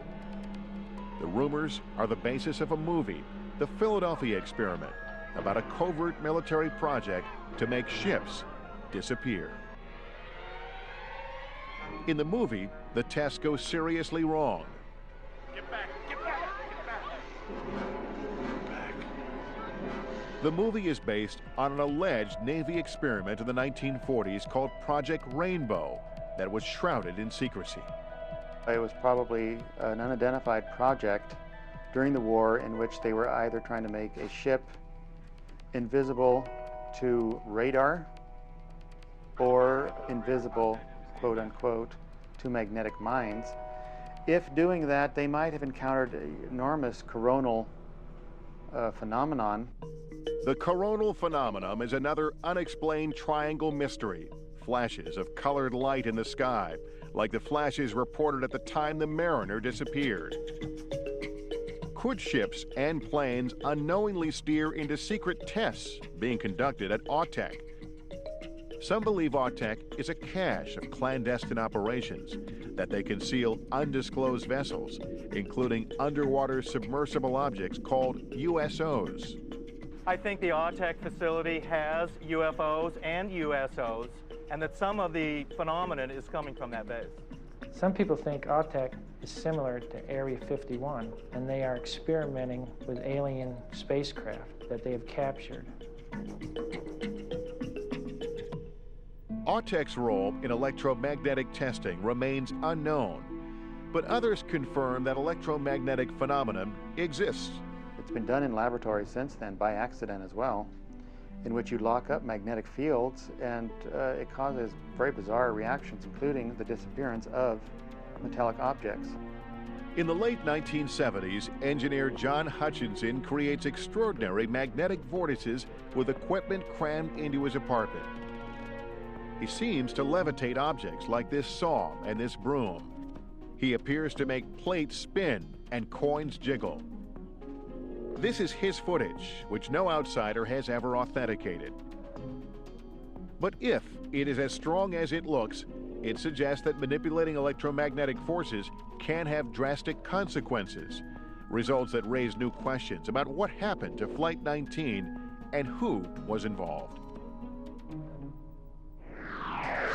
Still ahead, could the triangle's mysterious geomagnetic forces be the ancient remains of a lost civilization? When these giant Atlantean power stations become active, they create some of the Bermuda Triangle phenomena.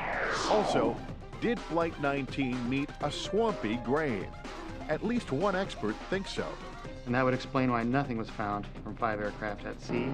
Using space-age technology for the first time to scour the Okefenokee Swamp for the 5 doomed planes. When Bermuda Triangle, startling new secrets, returns.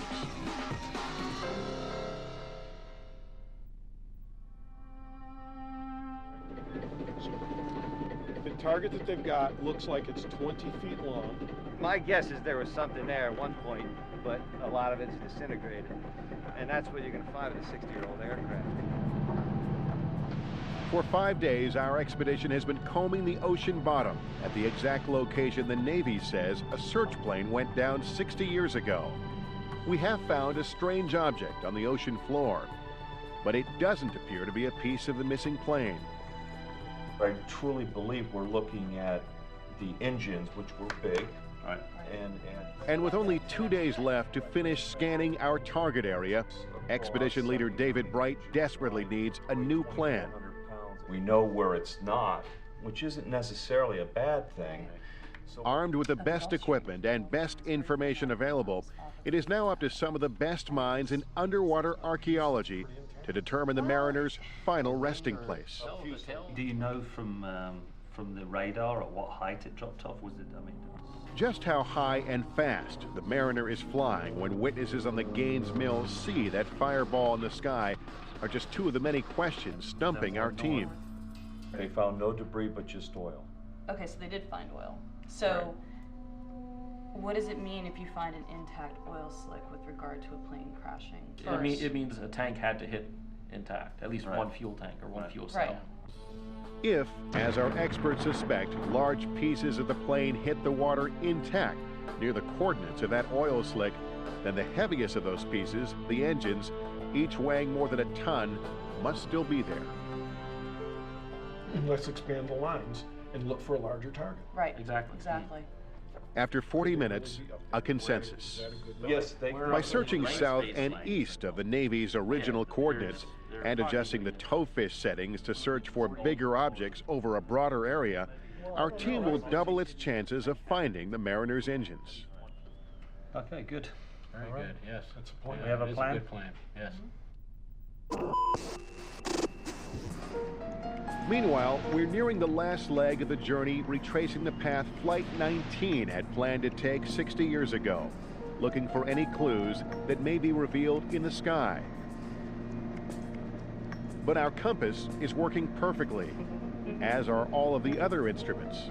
Looks like we're making a turn point at Great Sail Key. Making a nice left turn here. We reach Great Sail Key, the small island Flight 19 never found, and head back to Fort Lauderdale.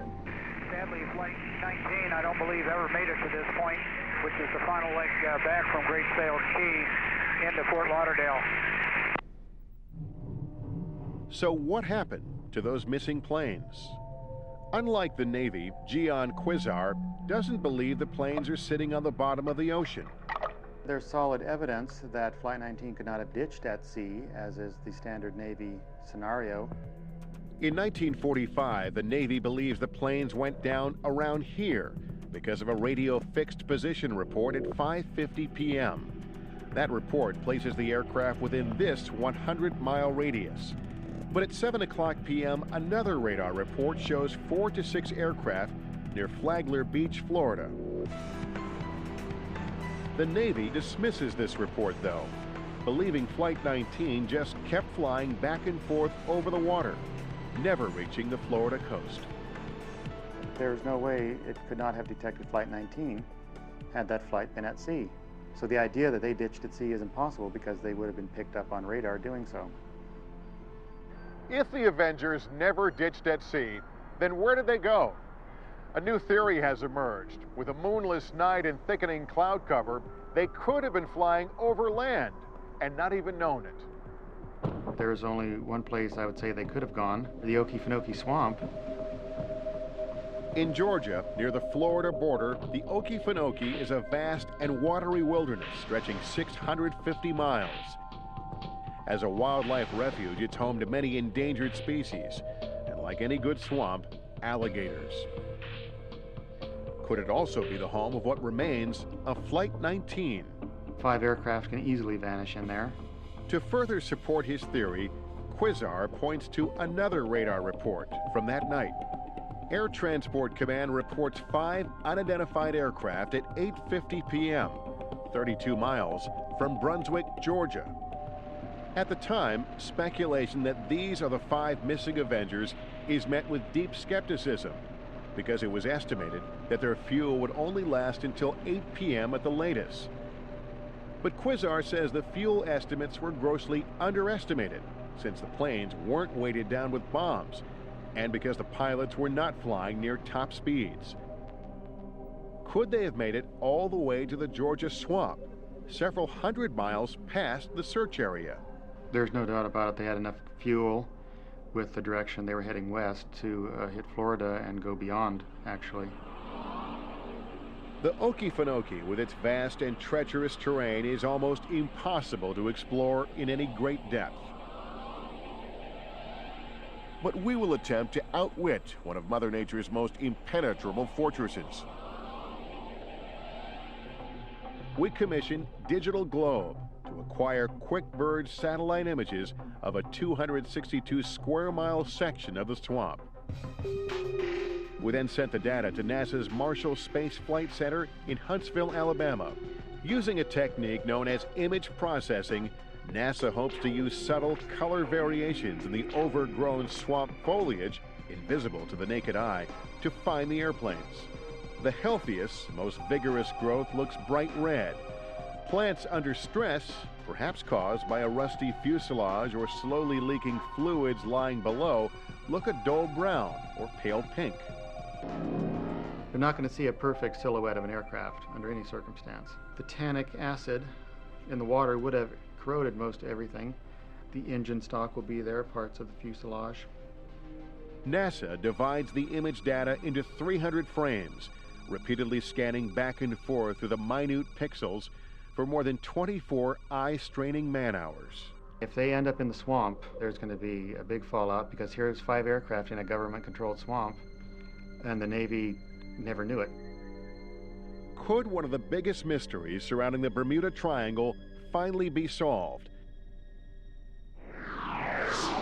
When we come back, our forces from the lost city of Atlantis at work in the Bermuda Triangle.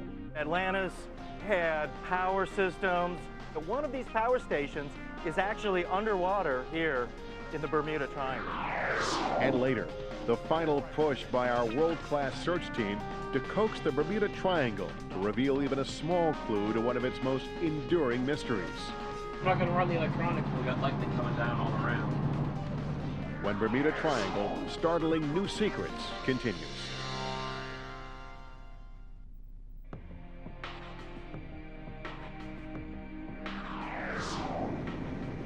While retracing the route of the 5 lost Navy Avengers, we flew over the shallow waters of the Bahamas, an area thought by many to be the center of the Bermuda Triangle's potent powers.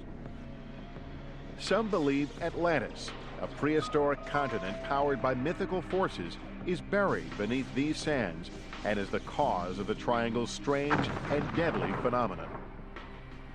The things that link Atlantis with the Bermuda Triangle have to do with the concept that Atlantis had power systems, built pyramids all over the world, had a high technology, and that one of these power stations is actually underwater here in the Bermuda Triangle. One of the most convincing believers in Atlantis was world-renowned clairvoyant Edgar Cayce. In the 1930s and 40s, long before the concept of the Bermuda Triangle is even born, he predicts that the first portions of Atlantis will rise again in 1968 or 69 in the waters near Bimini. Decades after Cayce's original prediction, a pilot flying in the Bahamas spots a row of unusually symmetrical rocks in the water that look surprisingly like an ancient structure. The discovery is intriguing on its own, but the location and timing is stunning.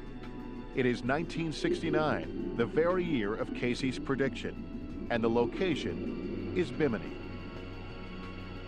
I think the Bimini Road is evidence of Atlantis because those stones are not from the Bahamas. They've been brought here from somewhere else, and that was probably 10,000 years ago.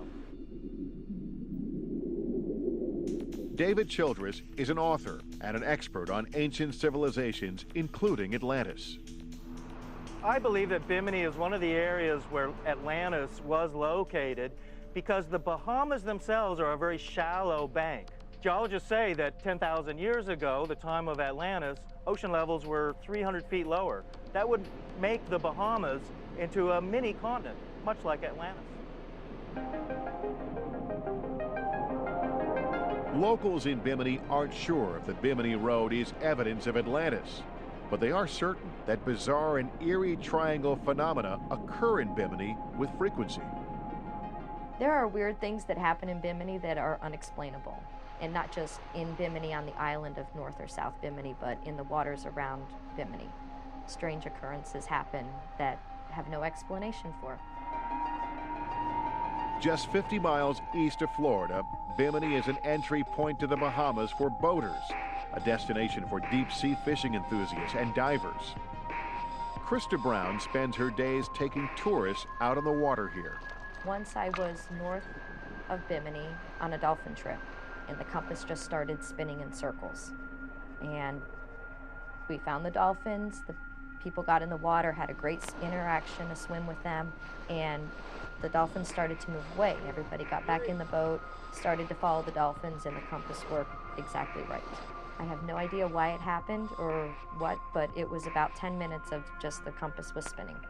I was very freaked out. Magnetic deviations seem to be reported more frequently here than elsewhere in the triangle.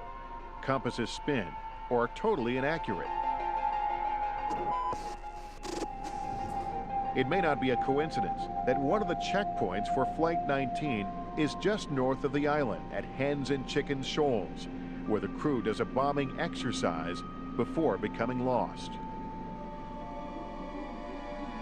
Could the phantoms of an ancient civilization, one powered by magical crystals and energy, have a hand in the triangle's mysteries? No, I want to go back there. I decide to travel to the Bimini Road with David Childress to investigate. We charter a dive boat to take us on this unprecedented excursion and head out to the underwater site to have a look. Explain to me, though, what Atlantis has to do with the whole phenomenon known as the Bermuda Triangle. One of the concepts with Atlantis is that this civilization that's from over 10,000 years ago not only built roads and bridges and port cities, but they also built these giant pyramid power stations. These things, in theory, are underwater now, and they occasionally become active. When these giant Atlantean power stations become active, they create some of the Bermuda Triangle phenomenon. There's a dimensional shift, there's magnetic anomalies. Your compass is going to start spinning and go crazy. Your radio suddenly won't work correctly. Even as you look out around you, the ocean and everything looks different. 15 feet below us is the famous Bimini Road, the row of rectangular large stones, and the question that's always asked, are they man-made? Could they be linked to the lost city of Atlantis? We're about to go down and find out. All right, I'm good to go. We're good to go? What do you think? We'll just jump off the back and we'll be doing it? Yeah. David and I snorkel over the stones, looking for signs the road is man-made. Geologists claim the stones are just beach rock, sand that has hardened over hundreds of years. But their placement is oddly symmetrical. While these rocks have been tested by geologists, lab results have been inconclusive.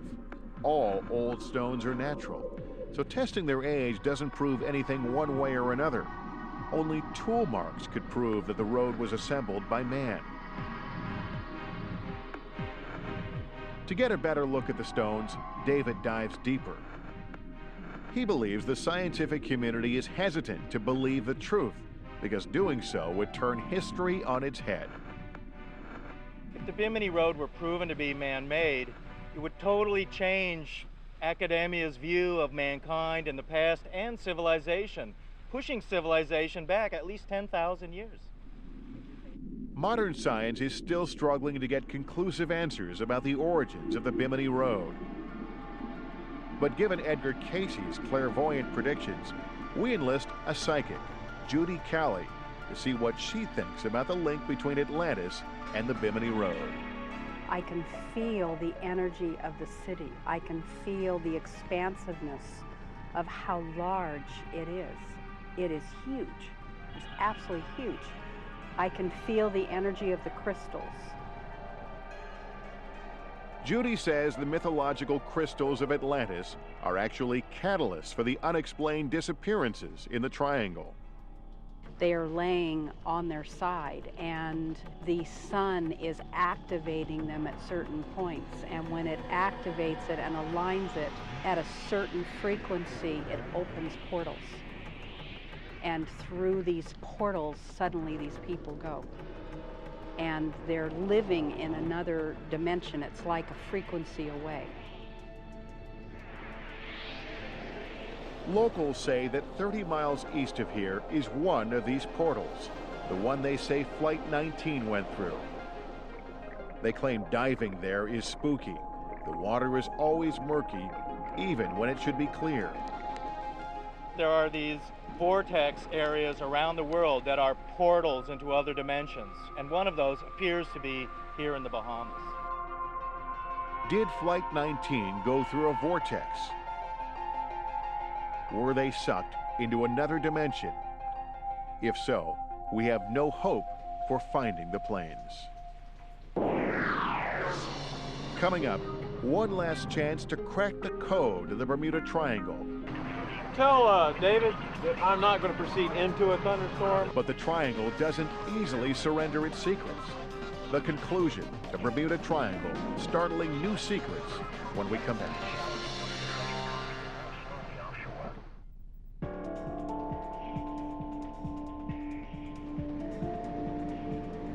Whatever happened to those Avengers out over these waters 60 years ago does not happen to us. Unlike the pilots who disappeared in December 1945, 2.5 hours after takeoff, pilot Rick Siegfried sees the Florida coast coming into view. We may be close to landing, but we're no closer to answering the nagging questions of what happened in the air that night in 1945.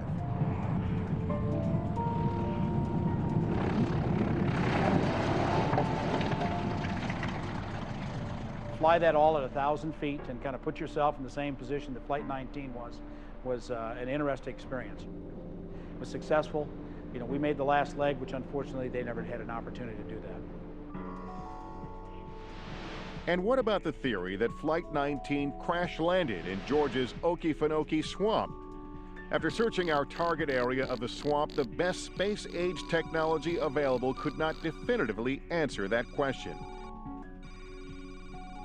It remains entirely possible that the fate of Flight 19 may yet be found here. But for now, the secret of its whereabouts is not one the swamp will cough up.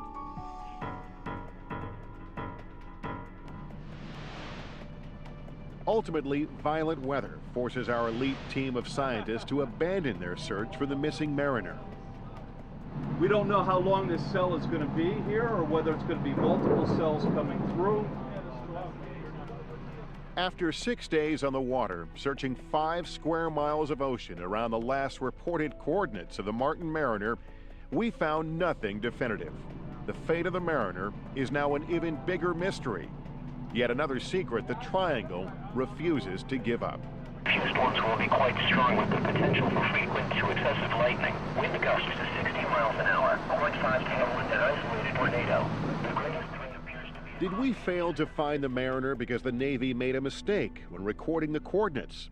Or did we fail to find the Mariner because it was never there to be found? Now it becomes even more of a mystery. Maybe it just flew into space. For the families of the men who disappeared on that December night 60 years ago, there will be no closure. just renewed interest in the fate of the handsome young men who stare back at them from old photographs. I wish you could have found something. Then, you know, we'd have known for a fact exactly what happened and what happened to Donald. But now you tell us you found nothing in a 5-mile area, you know. So where is it? I just don't think that a void opened up and then swallowed them. But what about that strange telegram the Payanessa family received weeks after the disappearance of Flight 19?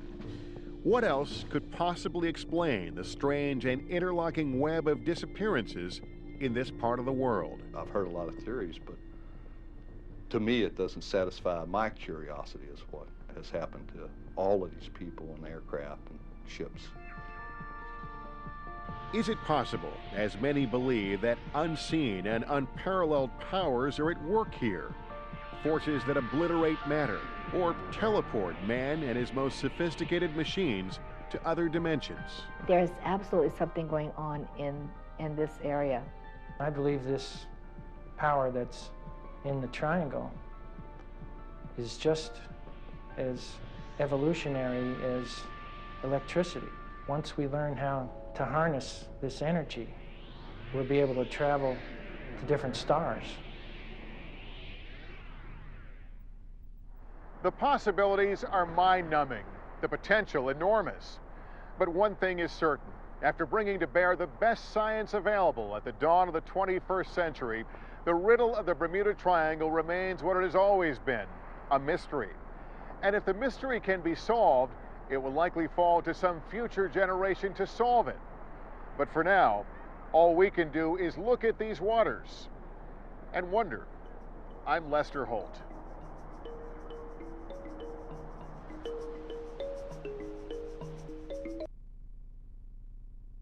Lluvia de choques y conflicto del puerto que sí. 39 civiles argentinos y documentalistas franceses coincidieron hace 25 años en una isla remota para componer una historia única, la toma y la posterior entrega de las islas Georgias del Sur. Hasta ahora ya vimos cómo llegó cada uno a la isla, cómo se organizó la misión militar y cómo convivieron durante un mes. Las filmaciones tomadas en aquel momento por el camarógrafo francés Servier resultan hoy un documento histórico impresionante. Impresionante. Y hoy vamos a ver cómo terminó la aventura y cómo terminó la rendición y el posterior cuestionamiento al accionar militar de Alfredo Astiz. Esta es la tercera y última parte de Astiz, un represor en las Georgias. Durante un mes, las Islas Georgias del Sur fueron escenario de una convivencia curiosa.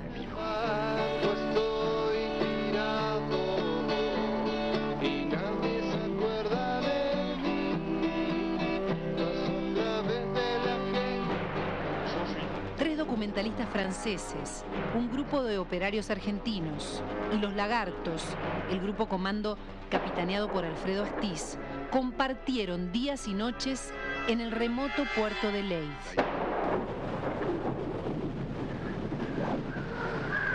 El militar lo único que hace es cumplir órdenes, sin cuestionar. Y te preparan para eso, y te lavan el cerebro para eso. O sea, el militar no piensa, no cuestiona, no razona, obedece. Ese era el discurso de Astiz.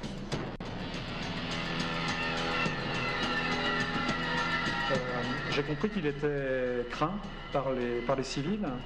Il l'appelait El Rubio. Et qu'il le craignait lui et son lieutenant. Beaucoup. Hein. Los franceses estaban de paso. Los trabajadores desarmaban una vieja factoría ballenera y los militares acababan de tomar el archipiélago por la fuerza.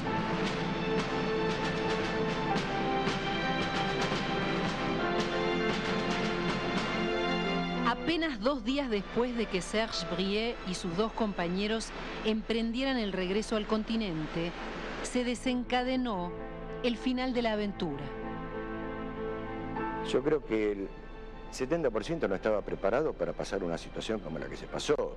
O sea, toda la gente era gente de metalurgia, de ese ramo, y que habían ido realmente por la guita. Y de repente verte en el medio de un quilombo internacional y demás, los tipos se sacaban mal.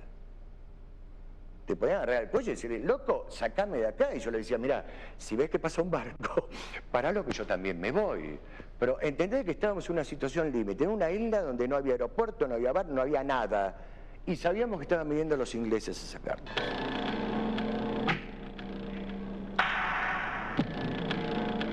Cuando se supo que los ingleses estaban por llegar, ¿de qué manera se comportaba Astiz? ¿Se mostraba inseguro?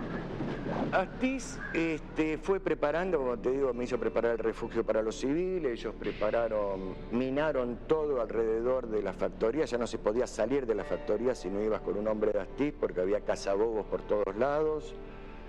Y me acuerdo que el día antes del ataque, que ya habían visto ellos desde una altura el convoy que había venido a desalojarnos afuera de la bahía, él me dijo que seguramente el otro día íbamos a tener problemas y demás, que apenas me dijera llevar a todo el mundo ahí. Los trabajadores civiles argentinos estaban en el puerto de Leith, sobre la bahía Stromness, esperando un supuesto auxilio.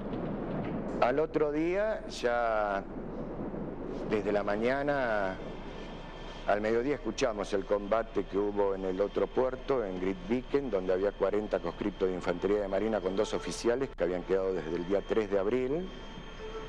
Y el submarino Santa Fe que había ido, que teóricamente, según decían, el submarino nos venía a buscar a nosotros y a sacarnos, pero entró primero a la bahía de Grytviken a desembarcar cosas y demás, y ahí los agarraron los helicópteros de las fuerzas que estaban afuera inglesas, le rompieron la vela, no podía sumergirse, o sea que volvió a puerto y desembarcaron y combatieron, no sé, 1 hora, se escuchaba los bombazos y demás.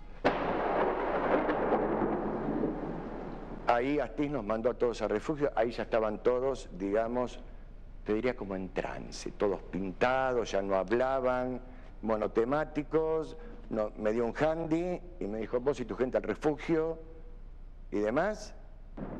Y bueno, yo escuché los bombazos, o sea, porque realmente entraron 2 corbetas a la bahía y tiraban contra la factoría.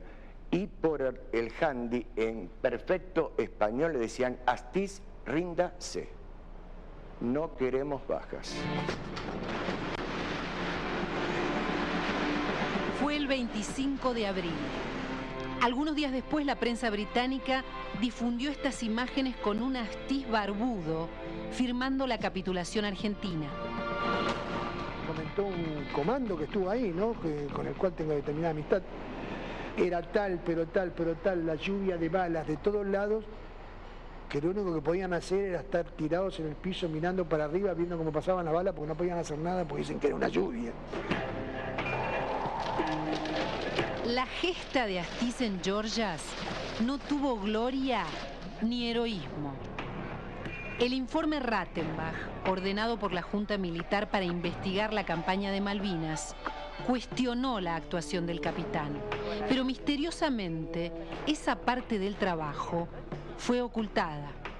¿Qué decían esas partes eliminadas sobre la conducta de Astiz en las Georgias? Fundamentalmente disminuían la responsabilidad de manera tal que la actuación de ese grupo en la Georgia aparecía como una actuación normal en la guerra, cuando en realidad no era así. El Código de Justicia Militar establece bien claro hasta cuándo hay que pelear y hasta cuándo no. Y esta gente en las Georgias no cumplió con lo que establece el Código, ¿no? La objeción planteada por Rattenbach era que Astiz se había rendido sin oponer la debida resistencia. En esta carta escrita de su puño y letra en abril de 2006, Astiz intentó explicarle por qué se había comportado de esa manera. Explica lo que todos sabemos, que es la justificación del proceso y de la justificación de las barbaridades que se cometieron, y además el por qué, hay una explicación sobre el por qué prácticamente él no combatió en las Georgias del Sur. ¿Y qué dice? Ahí dice que le dieron la orden que si era muy superior el enemigo, no combatiera, lo cual desde el punto de vista castrense es una barbaridad. ¿Los ingleses sabían su apellido? Sí, lo sabían. Y ahí Astiz le dijo que tenía 39 civiles, que debía evacuarlos, y le dieron 3 horas un alto de fuego para evacuar a los civiles. Que ahí vino Astiz al refugio y me dijo, así como están, dejen todo, no se lleven nada, se van caminando, bandera blanca, adelante y atrás, por el caminito de los renos, que había que subir un cerro, pasar todo así como una laguna además, y bajar del otro lado de la bahía a Stromness, y que ahí nos entreguemos a las fuerzas británicas. Los civiles argentinos fueron trasladados y luego liberados, pero Astiz quedó detenido por los británicos. Era requerido por 2 gobiernos europeos, el sueco y el francés, por sus violaciones a los derechos humanos. Pero el gobierno británico, amparándose en la Convención de Ginebra, dijo que era un prisionero de guerra y lo devolvió a la Argentina al terminar el conflicto. Carlos, cuando estaba por llegar a Buenos Aires en el buque piloto Alsina, en el Río de la Plata, ¿qué pasó? Y a la mañana nos pasaron a informar que teníamos que ir con horarios a una oficina del barco. Y cuando tocó a mí fui y había 3 señores de traje. Sí, pase, adelante, ¿cómo me llama? ¿Qué cargo desempeñaba? ¿Cómo está? Bueno, qué sé yo, con ganas de llegar, no aguanto más. Dice, bueno, mire, estamos apurados, pues vamos a ser cortitos, ¿sí? Usted es profesional, usted entiende. Cuando llegue va a haber 400 periodistas esperándolo, nacionales e internacionales. Ustedes son los primeros prisioneros que regresan del Teatro de Operaciones Atlántico Sur. Mierda a los ingleses. Mierda a los ingleses. De Astiz no se habla, ¿me entiende? Y yo digo, pero no entiendo que... Mire, en los casos como este, en la patria, cuando la patria está en guerra y se está desangrando, la traición se paga con la muerte. O sea que si no entiende, no hable con la prensa. ¿Lo tiene claro? Bueno, sí, lo tengo claro. Con el tiempo, a Carlos Patané también le quedó claro la manera en que él y el resto de sus compañeros de trabajo fueron utilizados. Bajo la excusa de ir a desarmar una planta ballenera, se había escondido una operación militar condenada al fracaso. ¿Se sintió utilizado? ¿Pero cómo? ¿Cómo? Pero totalmente, o sea... Utilizado por decir que me podrían haber sacado, primero. Utilizado porque no me avisaron, ¿sí? Y... con el cargo de conciencia terrible, pero terrible, que hay gente que 25 años después, cuando me presentan, dicen, che, empezó la guerra. Pasaron 25 años. Hoy Astiz está preso en la cárcel militar de Campo de Mayo, enfermo de un cáncer de riñón. El documentalista Serge Briet vive en la costa sur de Francia y los hermanos Patané en la Argentina.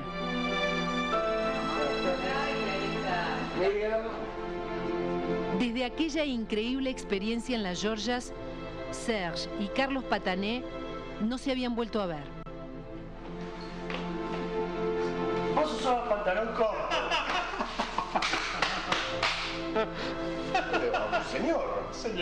Un señor, allá eras una porquería.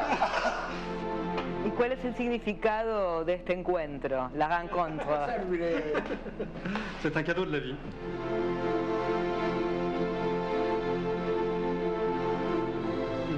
La dédicace que tu avais laissée dans le livre de bord me disait qu'on se reverrait un jour. Señor.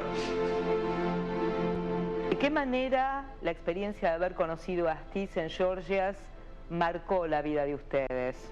Et ça m'a amené à regarder les gens que je rencontrais d'un autre œil. Mais parfois, j'avais un signal d'alarme, un voyant rouge qui s'allumait. quand je voyais des personnalités ambiguës ou des gens qui n'étaient pas réellement ce qu'ils racontaient. Y al principio fue rica la experiencia, porque pude hablar con un militar como si hablaría con un cura o con un obispo y empezar a preguntar cosas. Desgraciadamente, después cuando volví, tuve muchos problemas por haber conocido a Astiz. Una foto suya con el marino lo condenó entre sus conocidos. Años después, Patané se volvió a encontrar con Astiz y le hizo saber su disgusto. Y fui a tomar un café con él en el edificio ese. Y cuando me senté le dije, la verdad que no sé qué hago acá.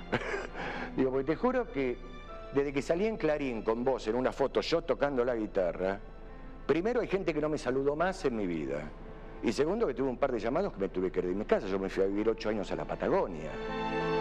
Podría tratarse de una anécdota más, pero a la distancia se parece mucho a un estigma. Tal vez sea el estigma de Astiz, dañar y perjudicar al otro, aun cuando no se lo propone. Y él me tiró como de costumbre esos discursos que, como los curas, ¿viste que tienen discursos armados? Me dijo, mirá, Pata, vos pasaste una experiencia muy fuerte, que no estabas preparado para pasarla, y de la cual no te vas a olvidar nunca en tu vida de lo que viviste esos 40 y pico de días en la isla, conmigo, con mi gente y demás. De héroe a cobarde. Así fueron los días de un represor en las Georgias, la última operación militar de Astiz. El último golpe del ángel. Después de este se picó y...